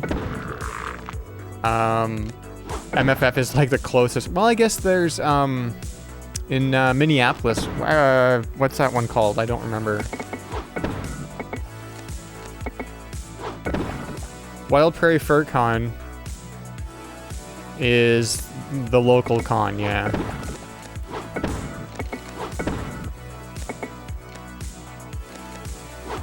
I was like, okay, it's small. I always felt kind of weird because honestly, I don't know a lot of people locally, so I was like, I could go, but I don't know a lot of people, and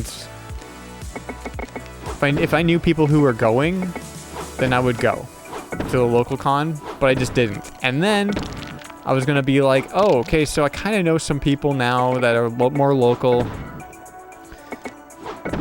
2020 is the year I'm gonna go to Wild Prairie Fur Con, and then, well, you know what happened then, so.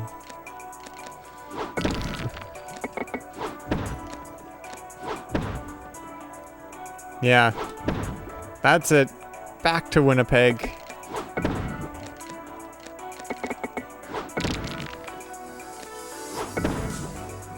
Yeah, everything happened.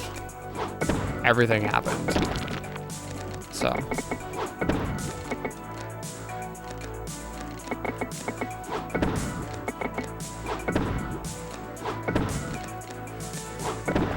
Gosh. I don't like any of this, what's happening here on in the game right now. Wow.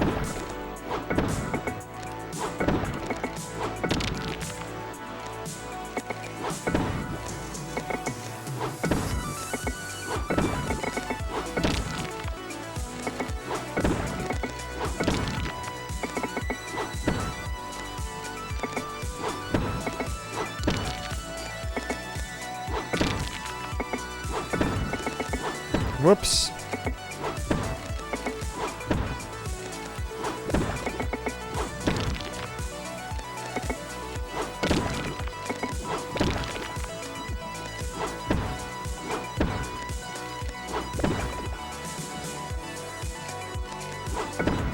Hate working this time of year in retail. Yeah, I get that.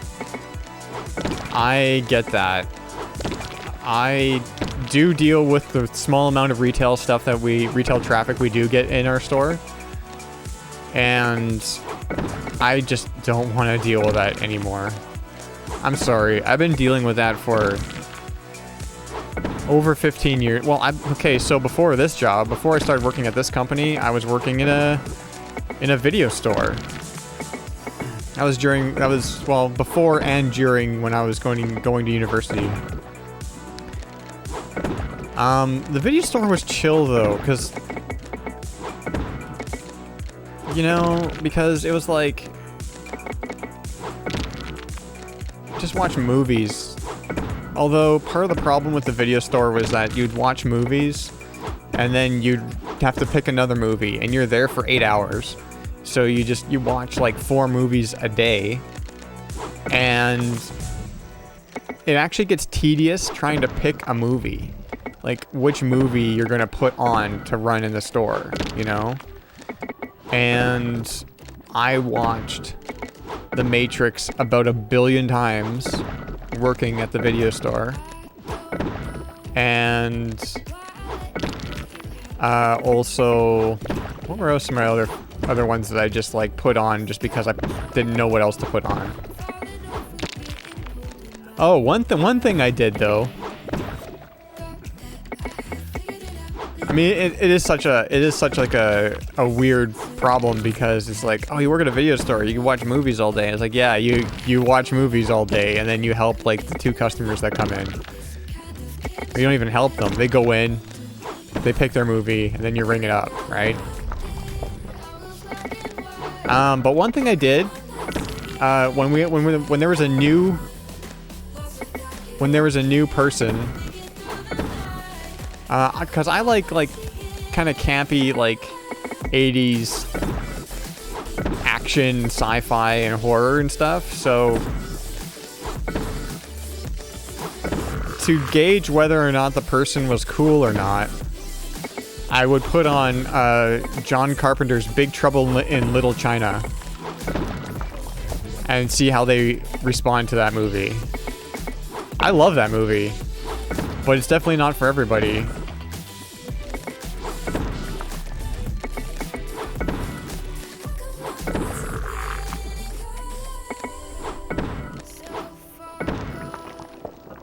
Yeah.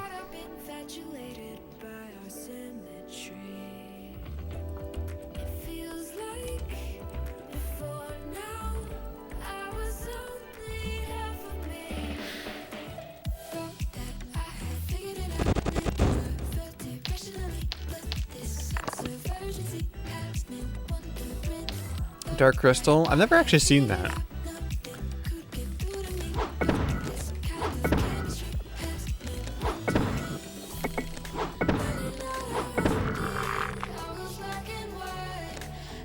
Oh, you know what another one was? I watched Sneakers a lot.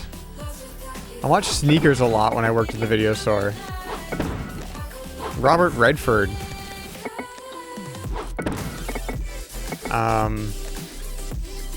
Robert Redford and computer hacking. It's a weird combination, but it's actually...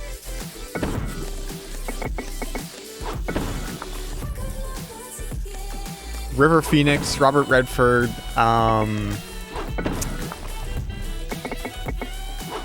the president from Battlestar Galactica, the new one, quote unquote new one, but it's been out for 20 years. Yeah, that one. Don't remember her name. Edward James Olmos. Well, not in Sneakers, but yeah, the Edward James Olmos. Battlestar Galactica. No, the president of the colonies. Not the captain of the. Yeah, her.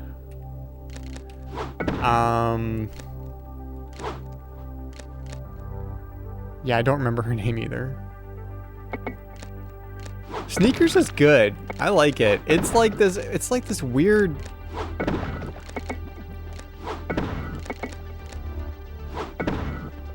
I don't even know how to explain it. It's like it was made in like 1991 or something, and it's a hacking movie, social engineering.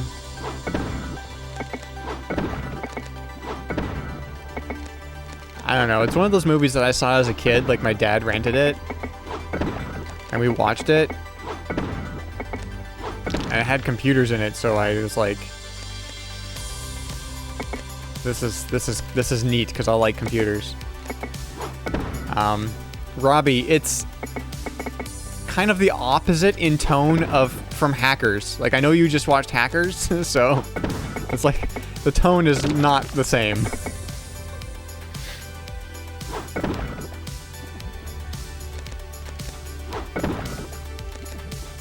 There's a Back to Winnipeg graffiti mural. I didn't even know that. I mean, I love Hackers.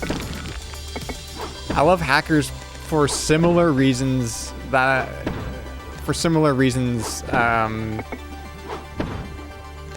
the sentence I'm trying to formulate here?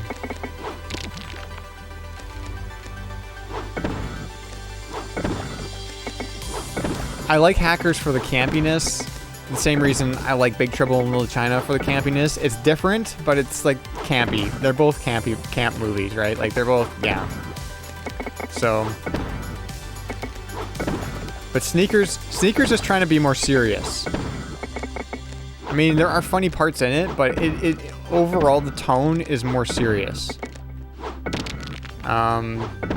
It's by the same director who directed Sum of All Fears with Ben Affleck. It was that.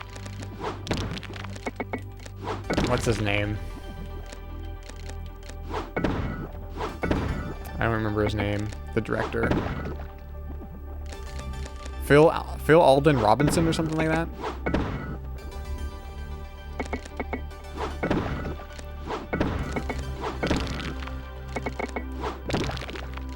I mean, Hackers has villains on skateboards. I mean, what's not to love, right? And the Prodigy on the soundtrack. I mean, come on, let's go.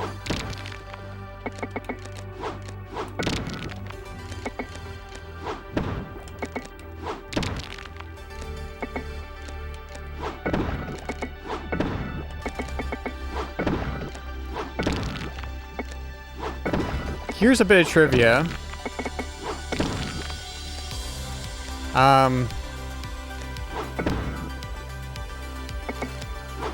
There was a Zoom call on the 25th anniversary of that film. I'm going to talk about a lot of the set and costume design. So, one of the things that I always thought in that movie was that was like just like over the top and computers don't work like that was when they were flying through cyberspace and that user interface, right? Later learned that that's actually a real user interface for Silicon graphics machines, I believe.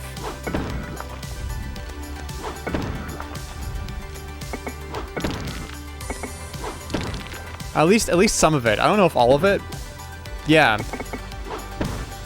But I was like, okay, one of the things that I thought was like this, like, okay, that's so Hollywood. That's Hollywood getting it wrong, TM. Was an actual thing.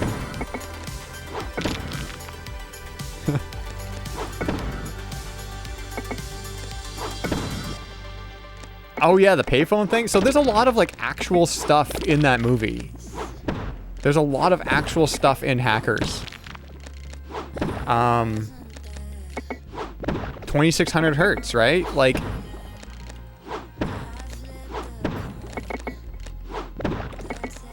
that's the tone to get a trunk line on like old phone systems or something.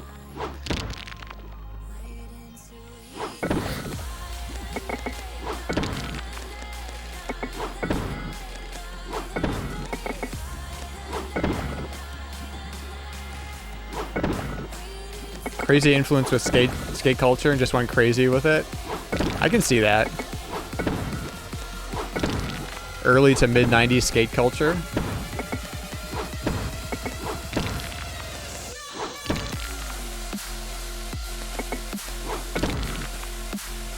Filmed in London. Yeah, and Johnny Lee Miller is British, so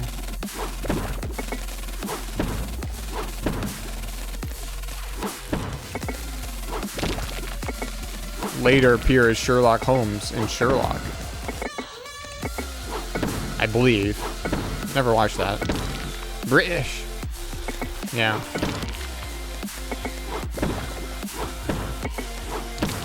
I'm more chatting than playing this game, so I only have 111 lines. I've been playing this for 7 minutes. Or Elementary? Okay. I don't know. I haven't watched it. I just knew he played Sherlock Holmes, which I always thought was weird because he's the guy from Hackers.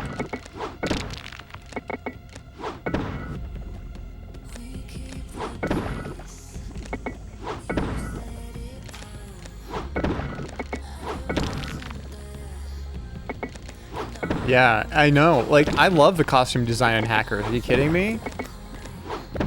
I mean, honestly, I saw Hackers in probably 1996 when it came out on video.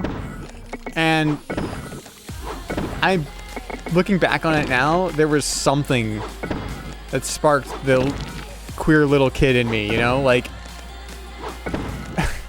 something about that movie.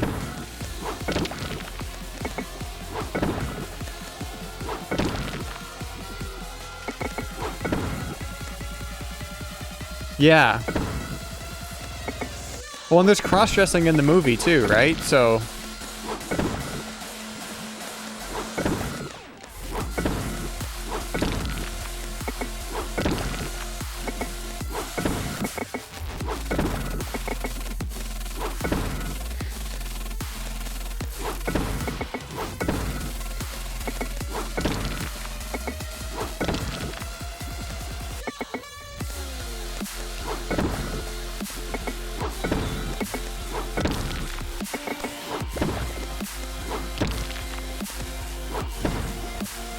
I mean, when I think about that movie, it is camp, but it's also, and it's like cheesy, but it's fun, and I'm sure there was a lot more going on behind the scenes for me personally, just given who I am now, when I first watched that as like a, I don't know, like a 12-year-old, you know?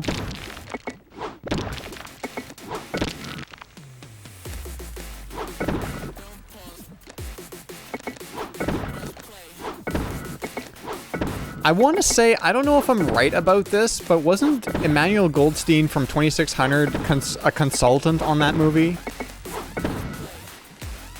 I want to say that's a thing that's actually true and not something I've made up in my mind.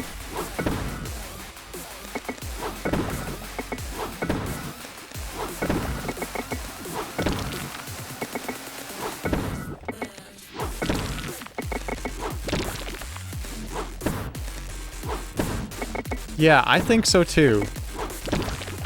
I just don't want to be misremembering that.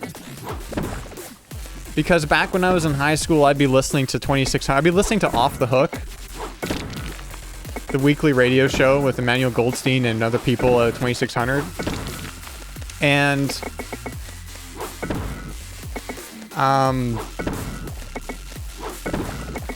it was probably close to around the time when Takedown came out. It was always billed as Hackers 2 Takedown, which had nothing to do with the first movie. It was more the story of a Hollywoodized and like a Hollywoodized version of Kevin Mitnick's story, and it didn't paint Kevin in a very good light. So of course everybody at 2600 was like not like they were against the movie or whatever. I don't know all the ins and outs of it, but I just remember that being a thing, and I believe it came up that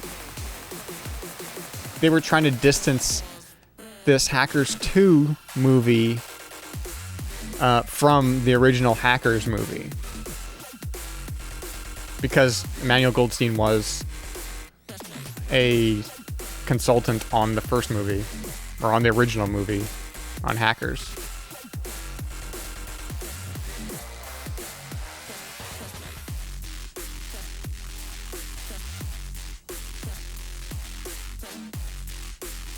Yeah. Yeah, you know what? That's so true. Like, I was younger than the characters in the movie, right? Yeah, okay. I was younger than the characters in the movie when I saw it. So I saw it in 96, probably early 96, maybe in summer of 96. I'm not entirely sure. Whenever that came out on video, I would have been 12, 13-ish, somewhere there. And being a kid who was like always an outsider, I related to everybody. Like, I related to that movie so freaking hard because I was into computers. I was the kid in the computer lab getting into trouble, you know, because I was in the quote unquote, from one of the teacher's assistants, I was in the black screen, and then she went running out of the room and like narked on all of us because we were at a DOS command prompt. And that was around the same time. Yeah, the black. So, I mean, it was black because like all these, we had 286s and 386s in our school at the time. And they were running some IBM software called LAN School. And because it was IBM, everything about that was blue. Everything about that software was blue, because Big Blue, right? So everything, the background, it was all ASCII based, right? It was just a menu to launch other DOS programs. And what I found, like, this is like the earliest of me like getting into systems and being into networks where I shouldn't have been in school. I found that if I launched a program, and it didn't matter which program, but if I went into one of the menus and I launched the program and I just hit Control-C right away, all it was doing was running a batch file and launching the program, or something similar to that. So I could Control-C out of the script and I would be in a DOS command prompt. And then I could browse around the network and, you know, do whatever I wanted. And I knew DOS commands. This was like, I was in the 6th or 7th grade at the time. I think 6th grade. And I knew DOS because we had a Tandy 1000, which I still have, and my dad at the time had a 486. And so I knew DOS commands. I knew how to get around in DOS. And so I was like going all over the place, like looking on all the stuff on the network and in these computers. And the other thing I did around the same time was, okay, so when I first went to this elementary school, I was in the 3rd grade when this school opened, and the computer network wasn't set up completely at the time. The students didn't have their own login.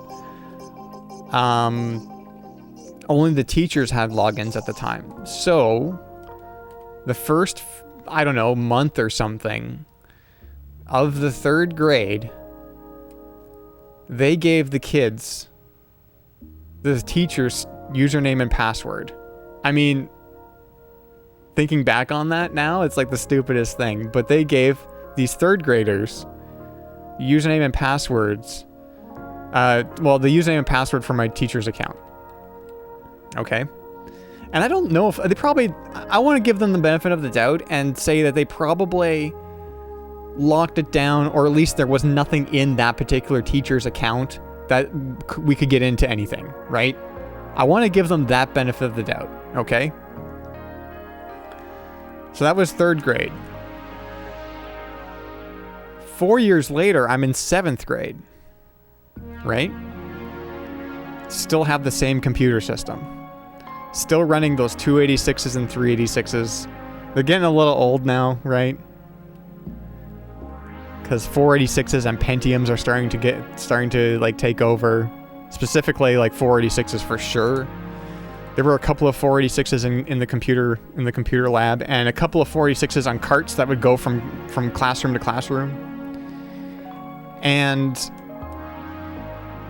I was in the computer lab one day. I think it was just for a class or something. And I thought to myself, I wonder if that username and password still works. And I just happened to remember it from 4 years earlier when I was in the 3rd grade. And it did. And that teacher had a lot more permissions than they did 4 years before. So, what did I do? I gave everybody in my class access to SimCity and some other stuff. And and in the grade ahead of us, so the 8th graders, I removed their programs, all of them, and gave them access to just like the 1st and 2nd grade like math and spelling games. So like Math Blasters and stuff like that. I didn't have access to marks. I think because like all of our report cards were handwritten still. Like there wasn't anything in the computers as far as I know, at least not on the network.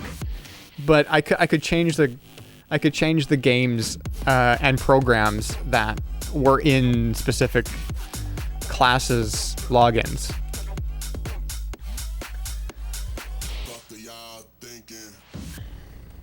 Yeah. And then I don't know when I got caught, but I did get caught. I think it was probably when we were in the black screen and that TA went running out of the room and yelling that we were in the black screen. And I remember, I don't think they ever figured out who screwed up the programs, like who gave everybody SimCity and who gave everybody Math Blasters in the 8th grade. But I remember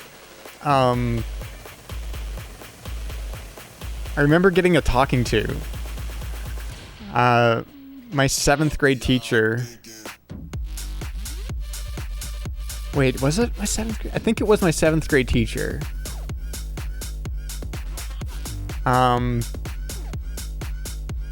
We were going to go to the high school for like an art show or something. Sometimes the high school had like art shows or something on at the high school that we would all... The high school was like a few blocks down the street. So we would all like, as like junior high students, we would go to the high school and check out stuff there. And we were all going, and then the teacher pulls me aside, and I don't remember the whole conversation, but she said the line, "You should use your powers for good and not evil," and I just about lost it. Just like, and I was banned from the computer labs for like a week or something. But yeah.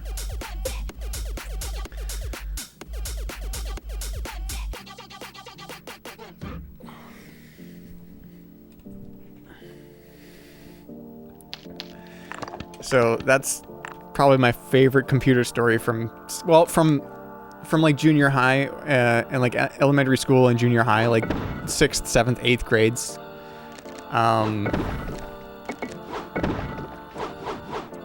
When I got to high school, things were flipped.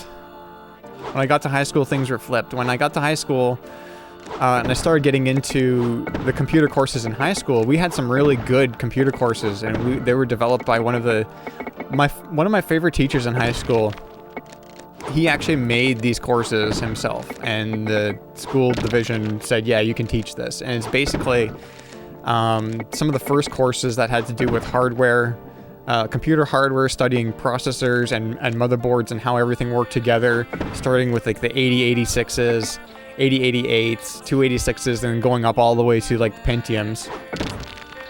Because the Pentium was pretty new at the time. Pentium 2s. And operating systems, starting with Windows 3.11, going up to Windows 2000, setting up domains and stuff like that. So there was basics and troubleshooting, which was a hardware course, operating systems, and networking technologies. We did networking stuff like the OSI model and stuff like that. So yeah, kind of like junior sysadmin stuff, but also this is like early 2000s. This is like late 90s, early 2000s junior sysadmin stuff. Also, the same teacher taught a computer science course that was like University 1, like first year university level C++.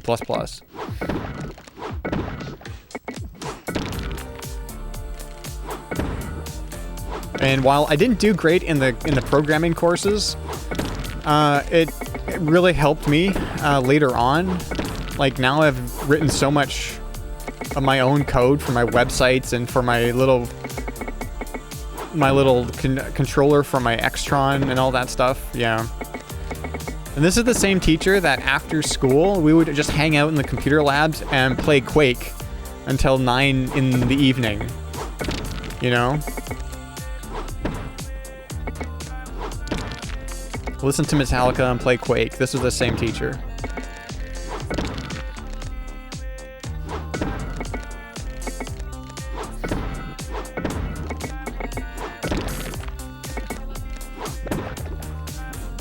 It's true. And what I was going with this is that, so the way that it flipped around was in high school, we ended up being like the sysadmins, like the IT department, the de facto IT department in the high school. Later on, they actually got a legit IT department, but originally it was like the kids in these courses. Because, well, I'll just put it this way: when I went to high school, like when I was in the ninth grade, the network in the computer lab that I was in was a token ring network. So the school wasn't really focused, like overall wasn't focused necessarily on the technology, but that one teacher was, and really kind of spearheaded all of that. So while I was, that kind of turned me, when I was a little black hat in elementary school and junior high, turned me like white hat in high school, essentially.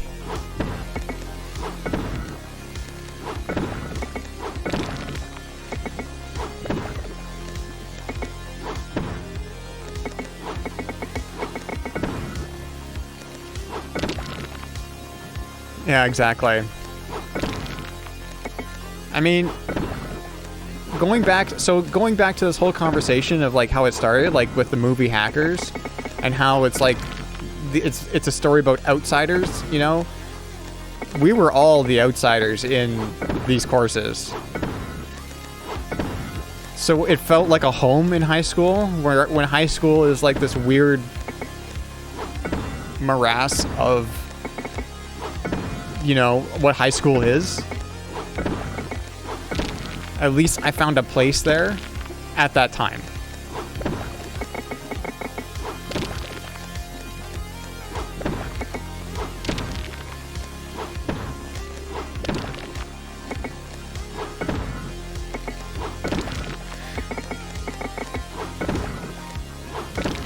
And we were totally, like, when I say we were the outsiders, I'll give you an example. I might have told this story on the stream before, but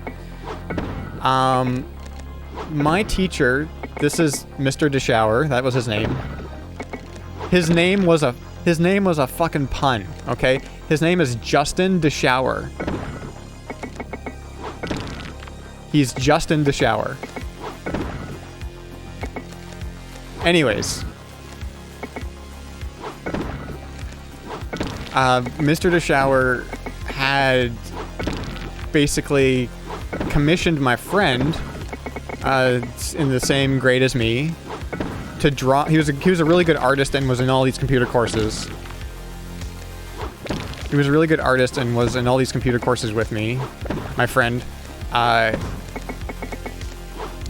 commissioned him to draw some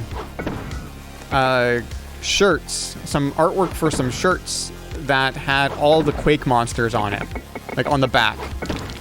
All the monsters from Quake, because we loved playing Quake. Quake was our game in high school. Quake and StarCraft, but for me it was like basically Quake. So my friend draws it. And these are amazing. Like they're awesome shirts, right? They look great. Day comes, shirts are in. I don't have my money with me because I'm a broke high school kid, right? Like I don't have money every day at school, and I live like a block and a half away from the high school, right? So I didn't really stay for lunch. I didn't need money for the cafeteria. I just went home. But so the day comes and the shirts are in. I didn't know that they were going to come in that day. So I was like, oh, okay, so I'll bring my money tomorrow. And I'll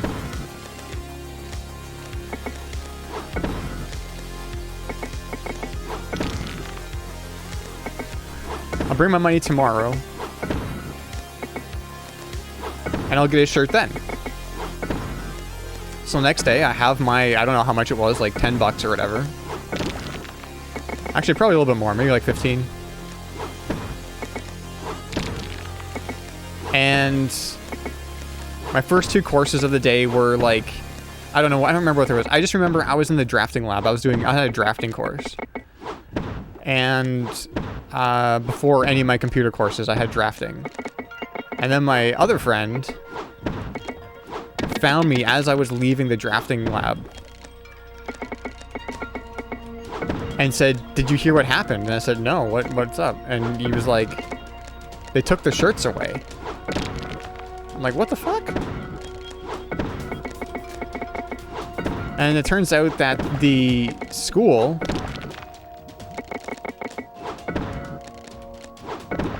one of the teachers got freaked out at Quake shirts, and the school took the shirts away.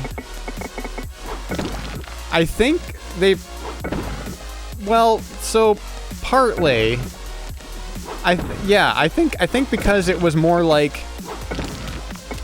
hey, it's, you know, it's June 1999 and Columbine happened a month ago, and we don't want people walking around with Quake shirts. And but their actual, like, their legit, like, the reason that they said was probably, I think it had something to do with can't sell, like, teachers can't sell stuff to students or something. But we all knew it was because, like, a month earlier, Columbine just happened. But, and it's because most of the time, like, we were in this computer lab that was in the corner of the school. There was no windows. There was one window in the door that we had cardboarded up, right? I mean, from the outside, we were pretty cliquey. And we were pretty, like, I don't know, I don't know if people knew what to make of that.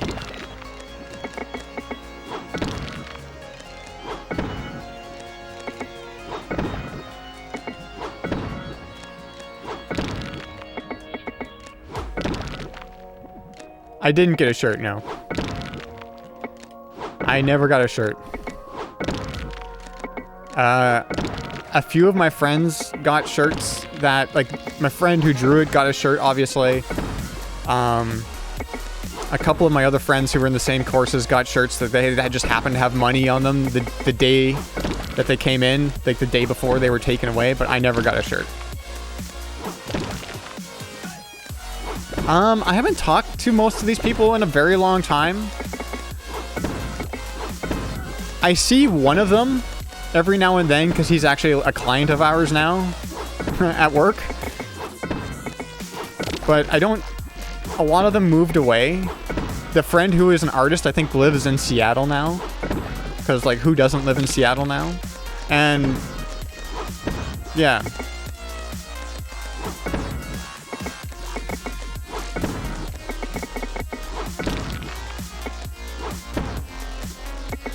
But I never got a shirt. And it's just a story I can tell now. You know?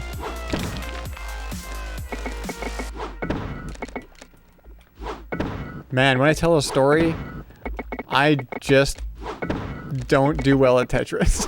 I mean, I'm still alive, but I've been playing this for like almost 12 minutes.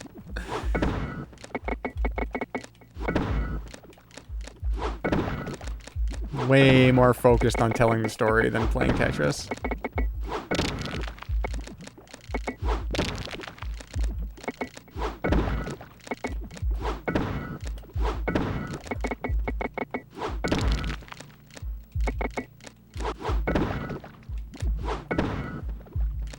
Like story time? I like story time too. I actually do like telling stories. I've always liked telling stories. I think that's helped me when I'm in sales. I'm talking to people. I don't tell them those stories, but I can tell a story in what I hope is an entertaining fashion.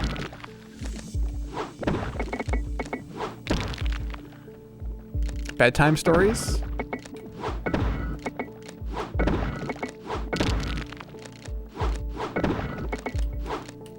I just need 4 more lines. This is the longest game of Ultra ever. I'm gonna get like rank 2 or something.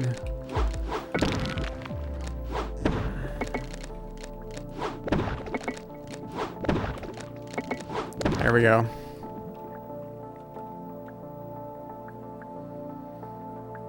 Got more focus. A weird bedtime story. I don't know if I have any bedtime stories. I usually listen to... I mean, I'll listen to music when I'm trying to go to sleep, and I'm not necessarily saying, like... It's not necessarily like, It's not necessarily like a, like soft music or sleepy music. Sometimes, like, I've fallen asleep to listening to my album, even like the louder tracks, like Corn City Streets or City Run or something. But a lot of times it is. Moby has a couple of free albums that are, there's 2 of them that are made specifically for sleeping, and I use that sometimes. I like it because if you put those back to back, those 2 albums back to back, it's like 8 hours. And it's 8 hours of like really, really sleepy music. And music, it's more like ambient sounds that are melodic. And that usually helps. White noise helps me sometimes too. I've been listening lately, last week when I couldn't sleep, I was listening to Global Communications, the one full-length album they did, which is very kind of... That's a good question, Robbie. I'm going to answer that because I like that question. But Global Communications album, it's hard to remember the name of that album because it's just the length of the album. So I don't know what that is, but yeah, you can find it. It's just like 74/16 or something like that. Like that I heard at Field Day or something. Oh, okay, you want more stories, Robbie. I think you want more stories because I have a story about Field Day. Or actually, we had a day in our high school called Big Day. And big day, it wasn't like field day. It was just like big day was just kind of like a party outside on the track and field track, like in that area. And this is a short story.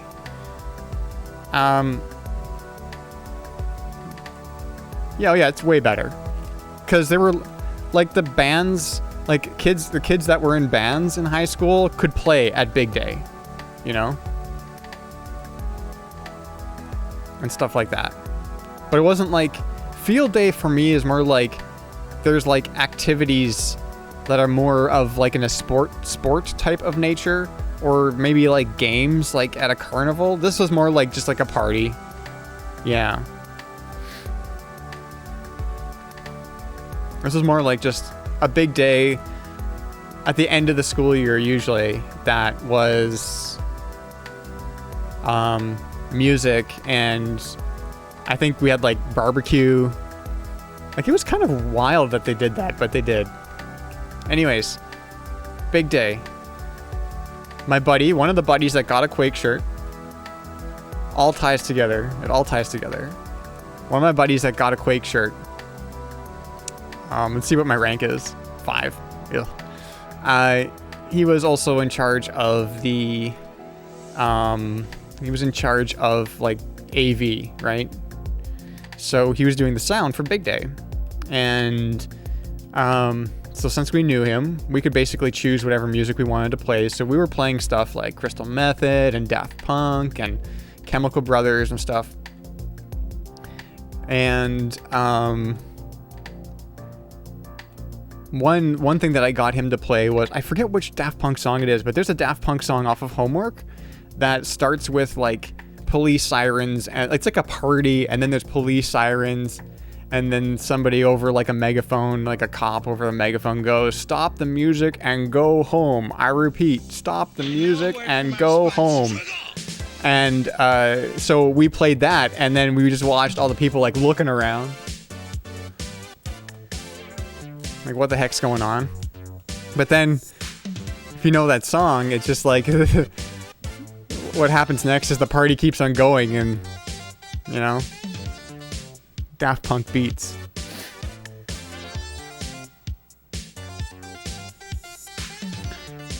Yeah. But as far as, like, what song? What was the question again? Speaking of stories, what is one song that you remember the most when you think back to high school? Okay, well, it's tough for me because I have 2, and they're both extremely guilty pleasures of mine, especially now. I'm gonna say the one that probably everybody knows first, and that's "Freak on a Leash" by Korn. That's just one of them. And and the other one, I don't know how many people are going to know it, but it's "Million Miles from Home" by Dune.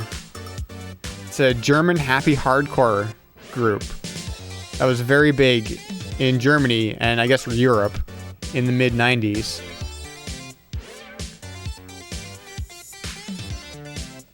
I don't know how many people will know that, but those two.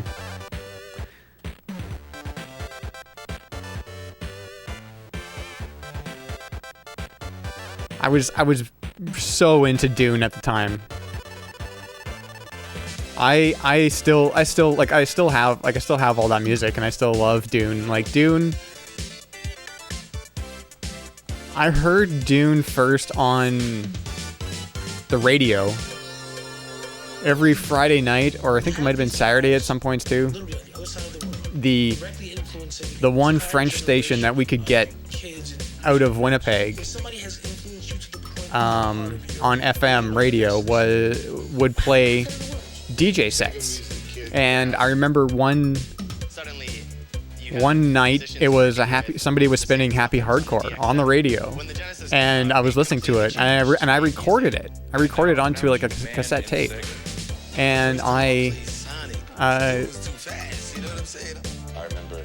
eventually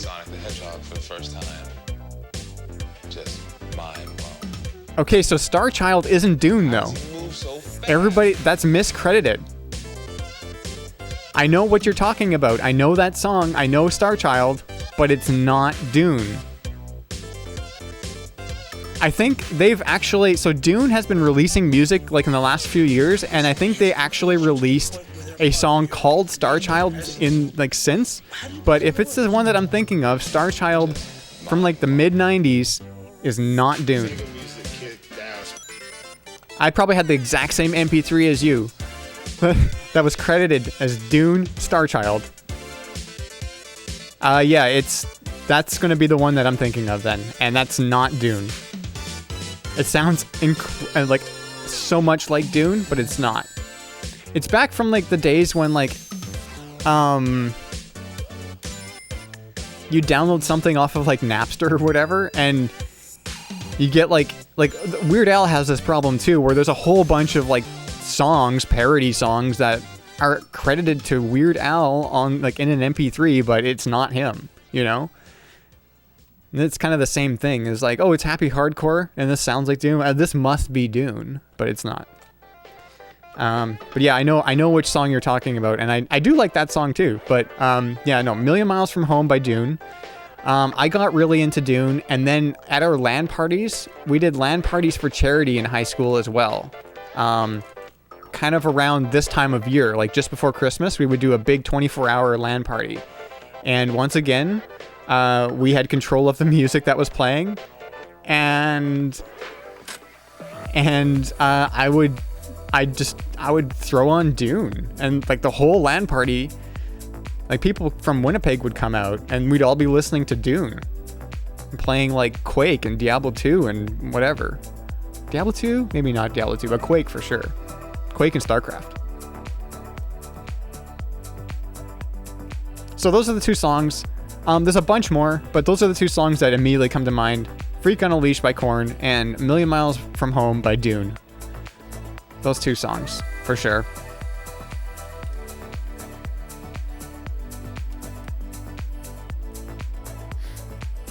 It's like pee is stored in the balls. I really thought Daft Punk did that song. Yeah.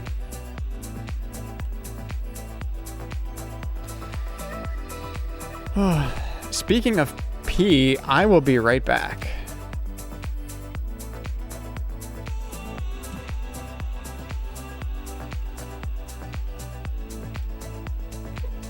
All right, good night, Will. Thanks for stopping by.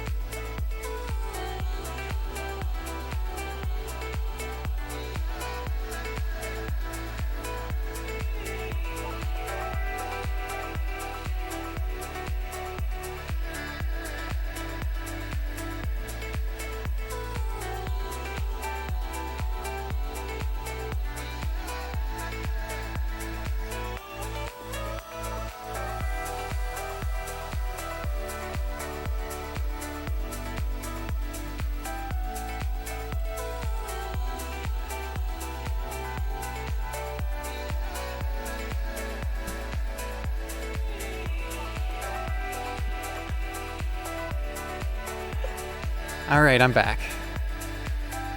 Yeah, I don't know how long I'm going to continue streaming for. I mean, technically, we're getting close to the time I normally would end stream, but I started later too. It's all good.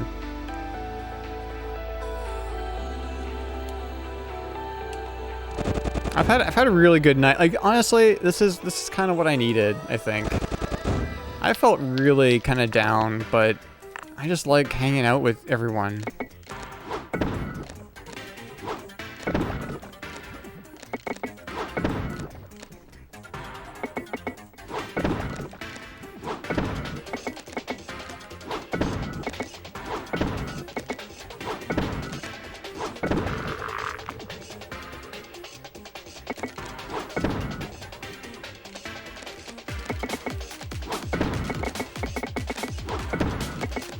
It's like when I posted that I wasn't going to be streaming tonight, I was like, maybe I should just stream, because I know I usually end up feeling better than I did when I started streaming. You know, like by the end of it, I feel better than at the start. So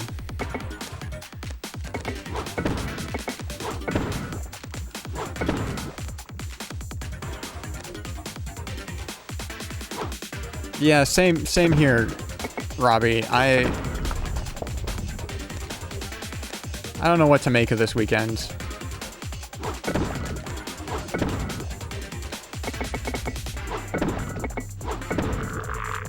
What did I even do yesterday? I don't even remember what I did yesterday.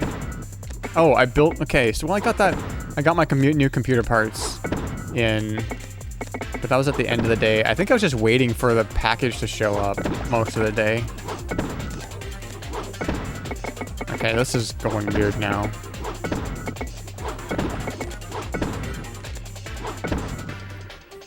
Gotta start making lines.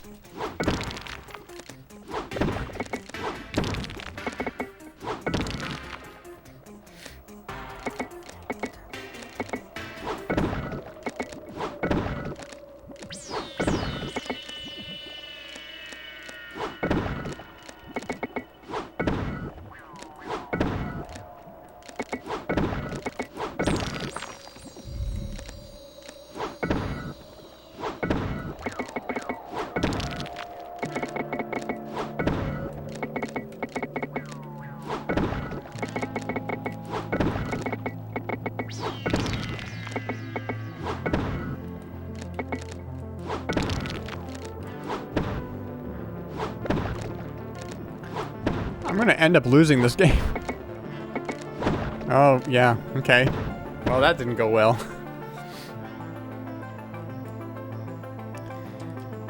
Got a haircut? Yeah. I got a haircut in a week and a half. And then I have to get my driver's license picture updated, and I don't like to do that. So I gotta take my picture, and I'd rather not.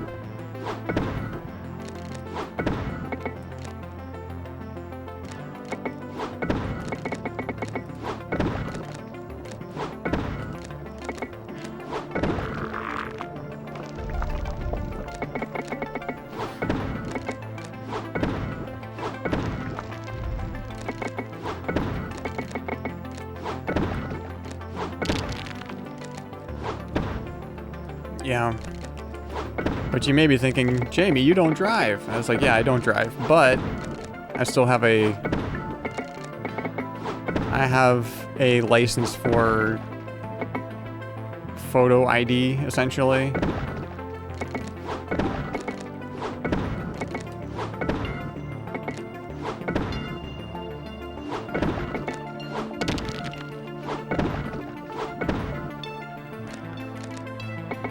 Also, but Jamie, you take so many pictures of yourself. Is yeah, but I can't wear latex to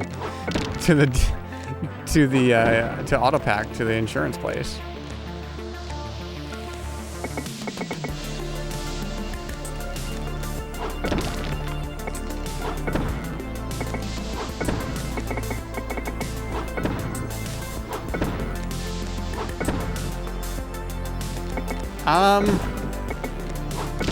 That's complicated, Robbie. I don't know how to explain it.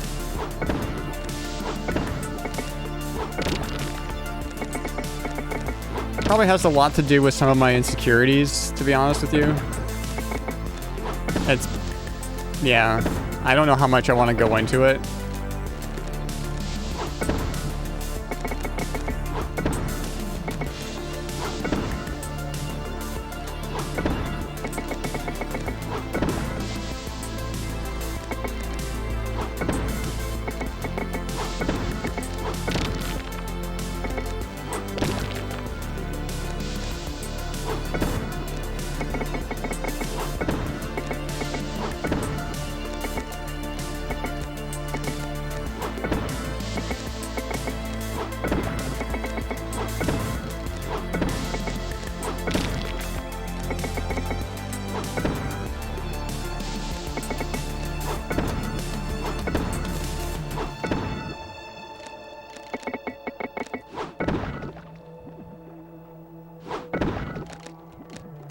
Yeah, I hate that it's such a necessity for existing.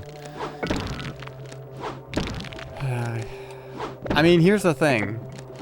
I kind of like cars. I don't know anything about cars, right?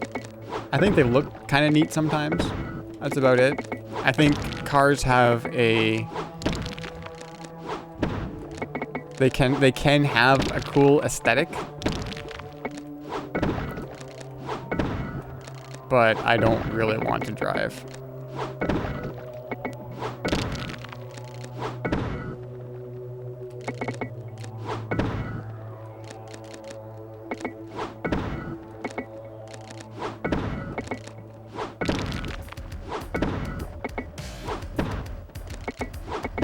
Whoops.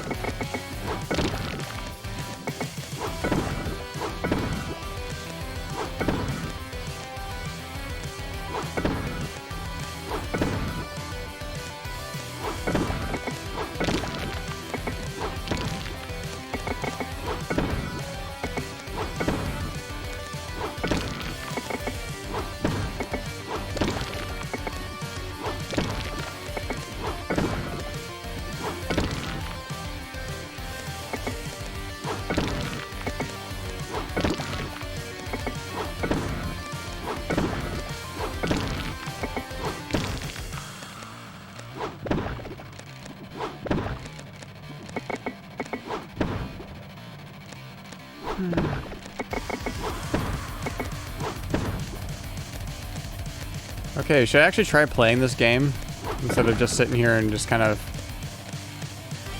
Okay, well I can't do that. I can't do anything there.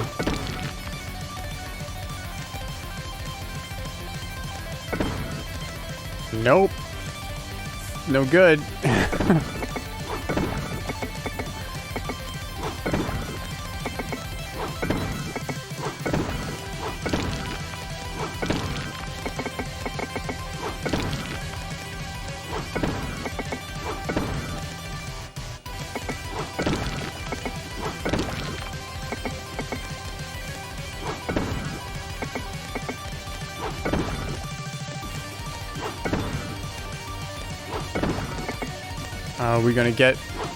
We're gonna get a blue one, a blue piece. We need some blue.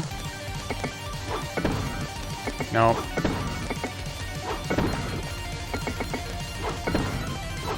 There it is. Too late.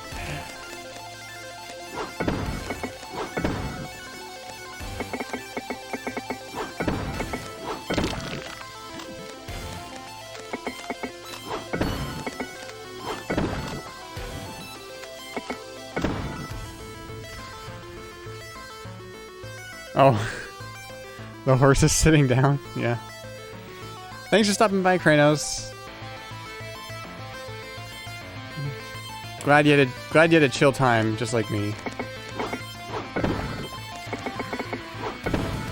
That's all I want from these streams, really, is for people to have a chill time.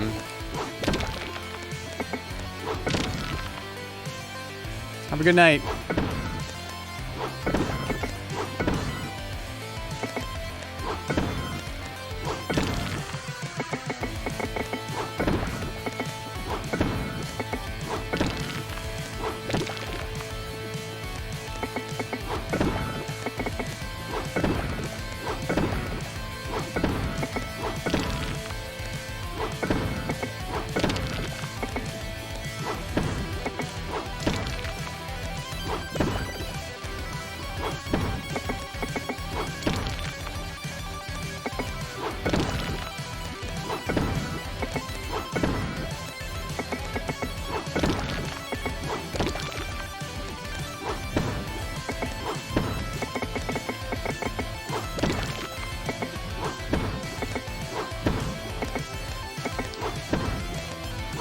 I do get very bad at this game when I'm chatting with chat, but it's like, who cares? It's...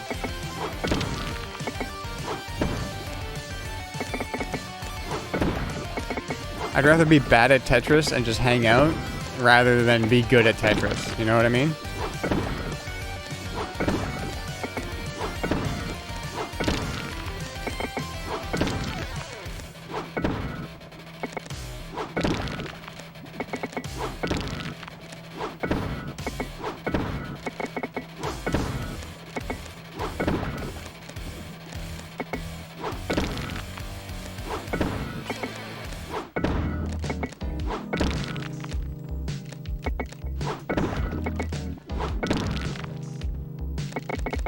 You're terrible at Tetris?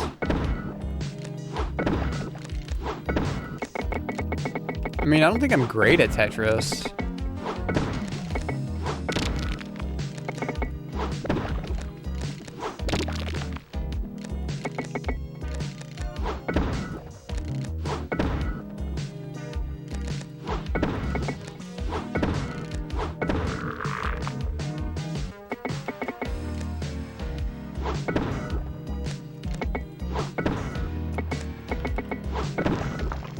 I would say so I had this handheld Tetris game when I was growing up. Like one of those, I don't know what exactly they're called, like those little games, those handheld games that were just like one game with an LCD screen. I had a Tetris one of those.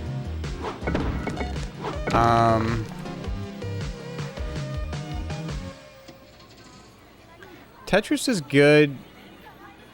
Like, it's good just to chill with, especially if, like, you can get really serious about it, for sure, but it's just good to chill with sometimes.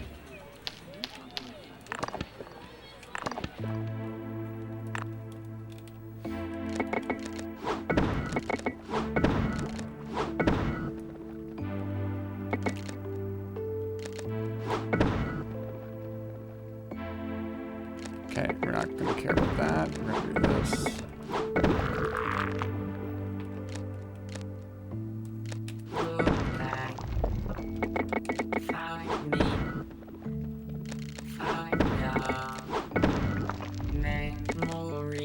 This track is a very Daft Punk sounding, and it's Makeup and Vanity set.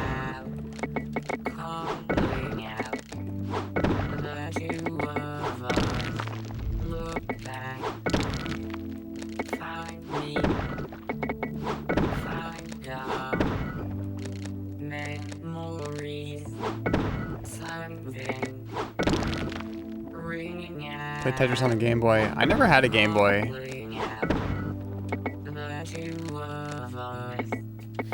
I think a lot of people first played Tetris on the Game Boy, though. Or the Nintendo.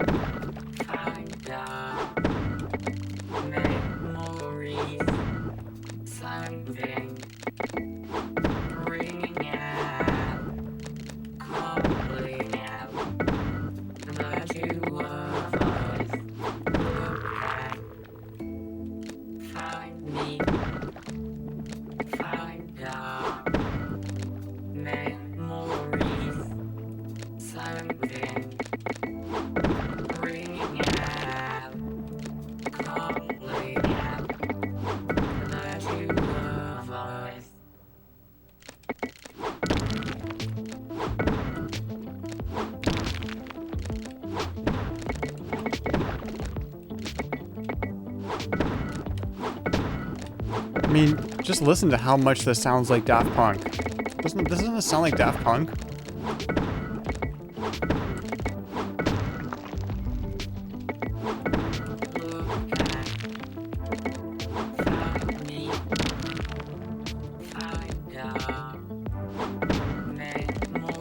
I mean, I'm not complaining. I think it's really good. I just was like, wow, this has got Daft Punk vibes all over it.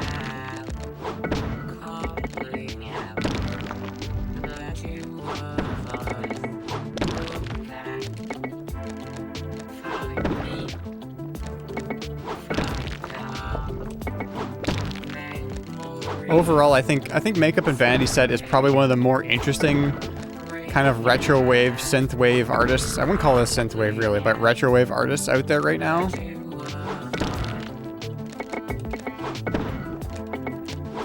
I know I've talked about Makeup and Vanity Set quite a bit, but I won't stop, so I'm gonna have to live with that, I guess.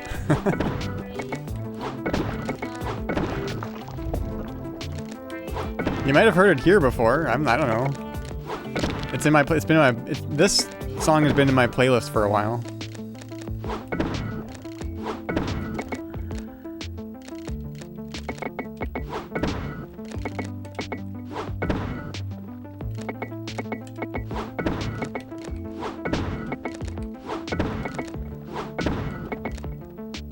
I want to do that.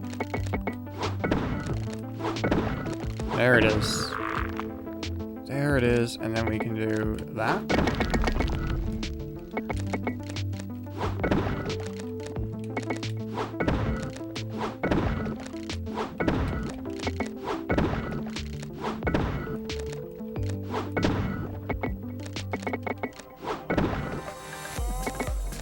I need that blue one right there. Oh, that's not good.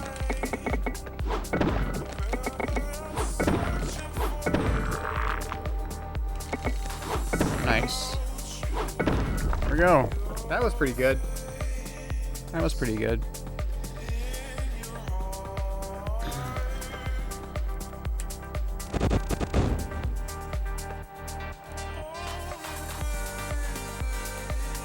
Well, what time is it? 11:45? I think I'm probably going to call it there. I really, really enjoyed hanging out with everybody tonight. This is probably one of my, just because, I don't know, just hanging out. It's probably one of my favorite types of streams. You know, there are streams where I'll play like a video game, like seriously or whatever, but those are good too. I really like, for example, I really like going through Deus Ex and all that.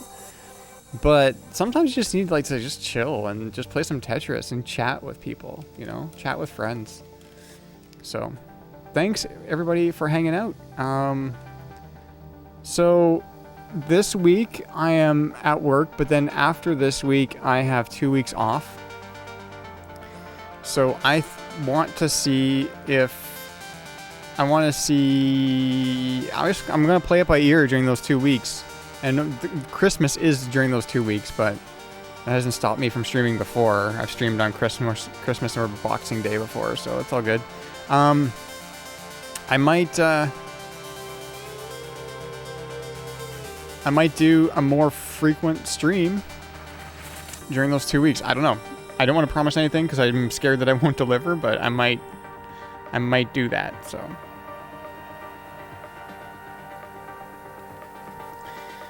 But for right now, I am going to call it a night. Once again, thanks everybody for stopping by. I hope you had a chill evening just like I did. And I hope it was a little bit improved from where we started. But yeah. See you everybody. See everybody when I see ya.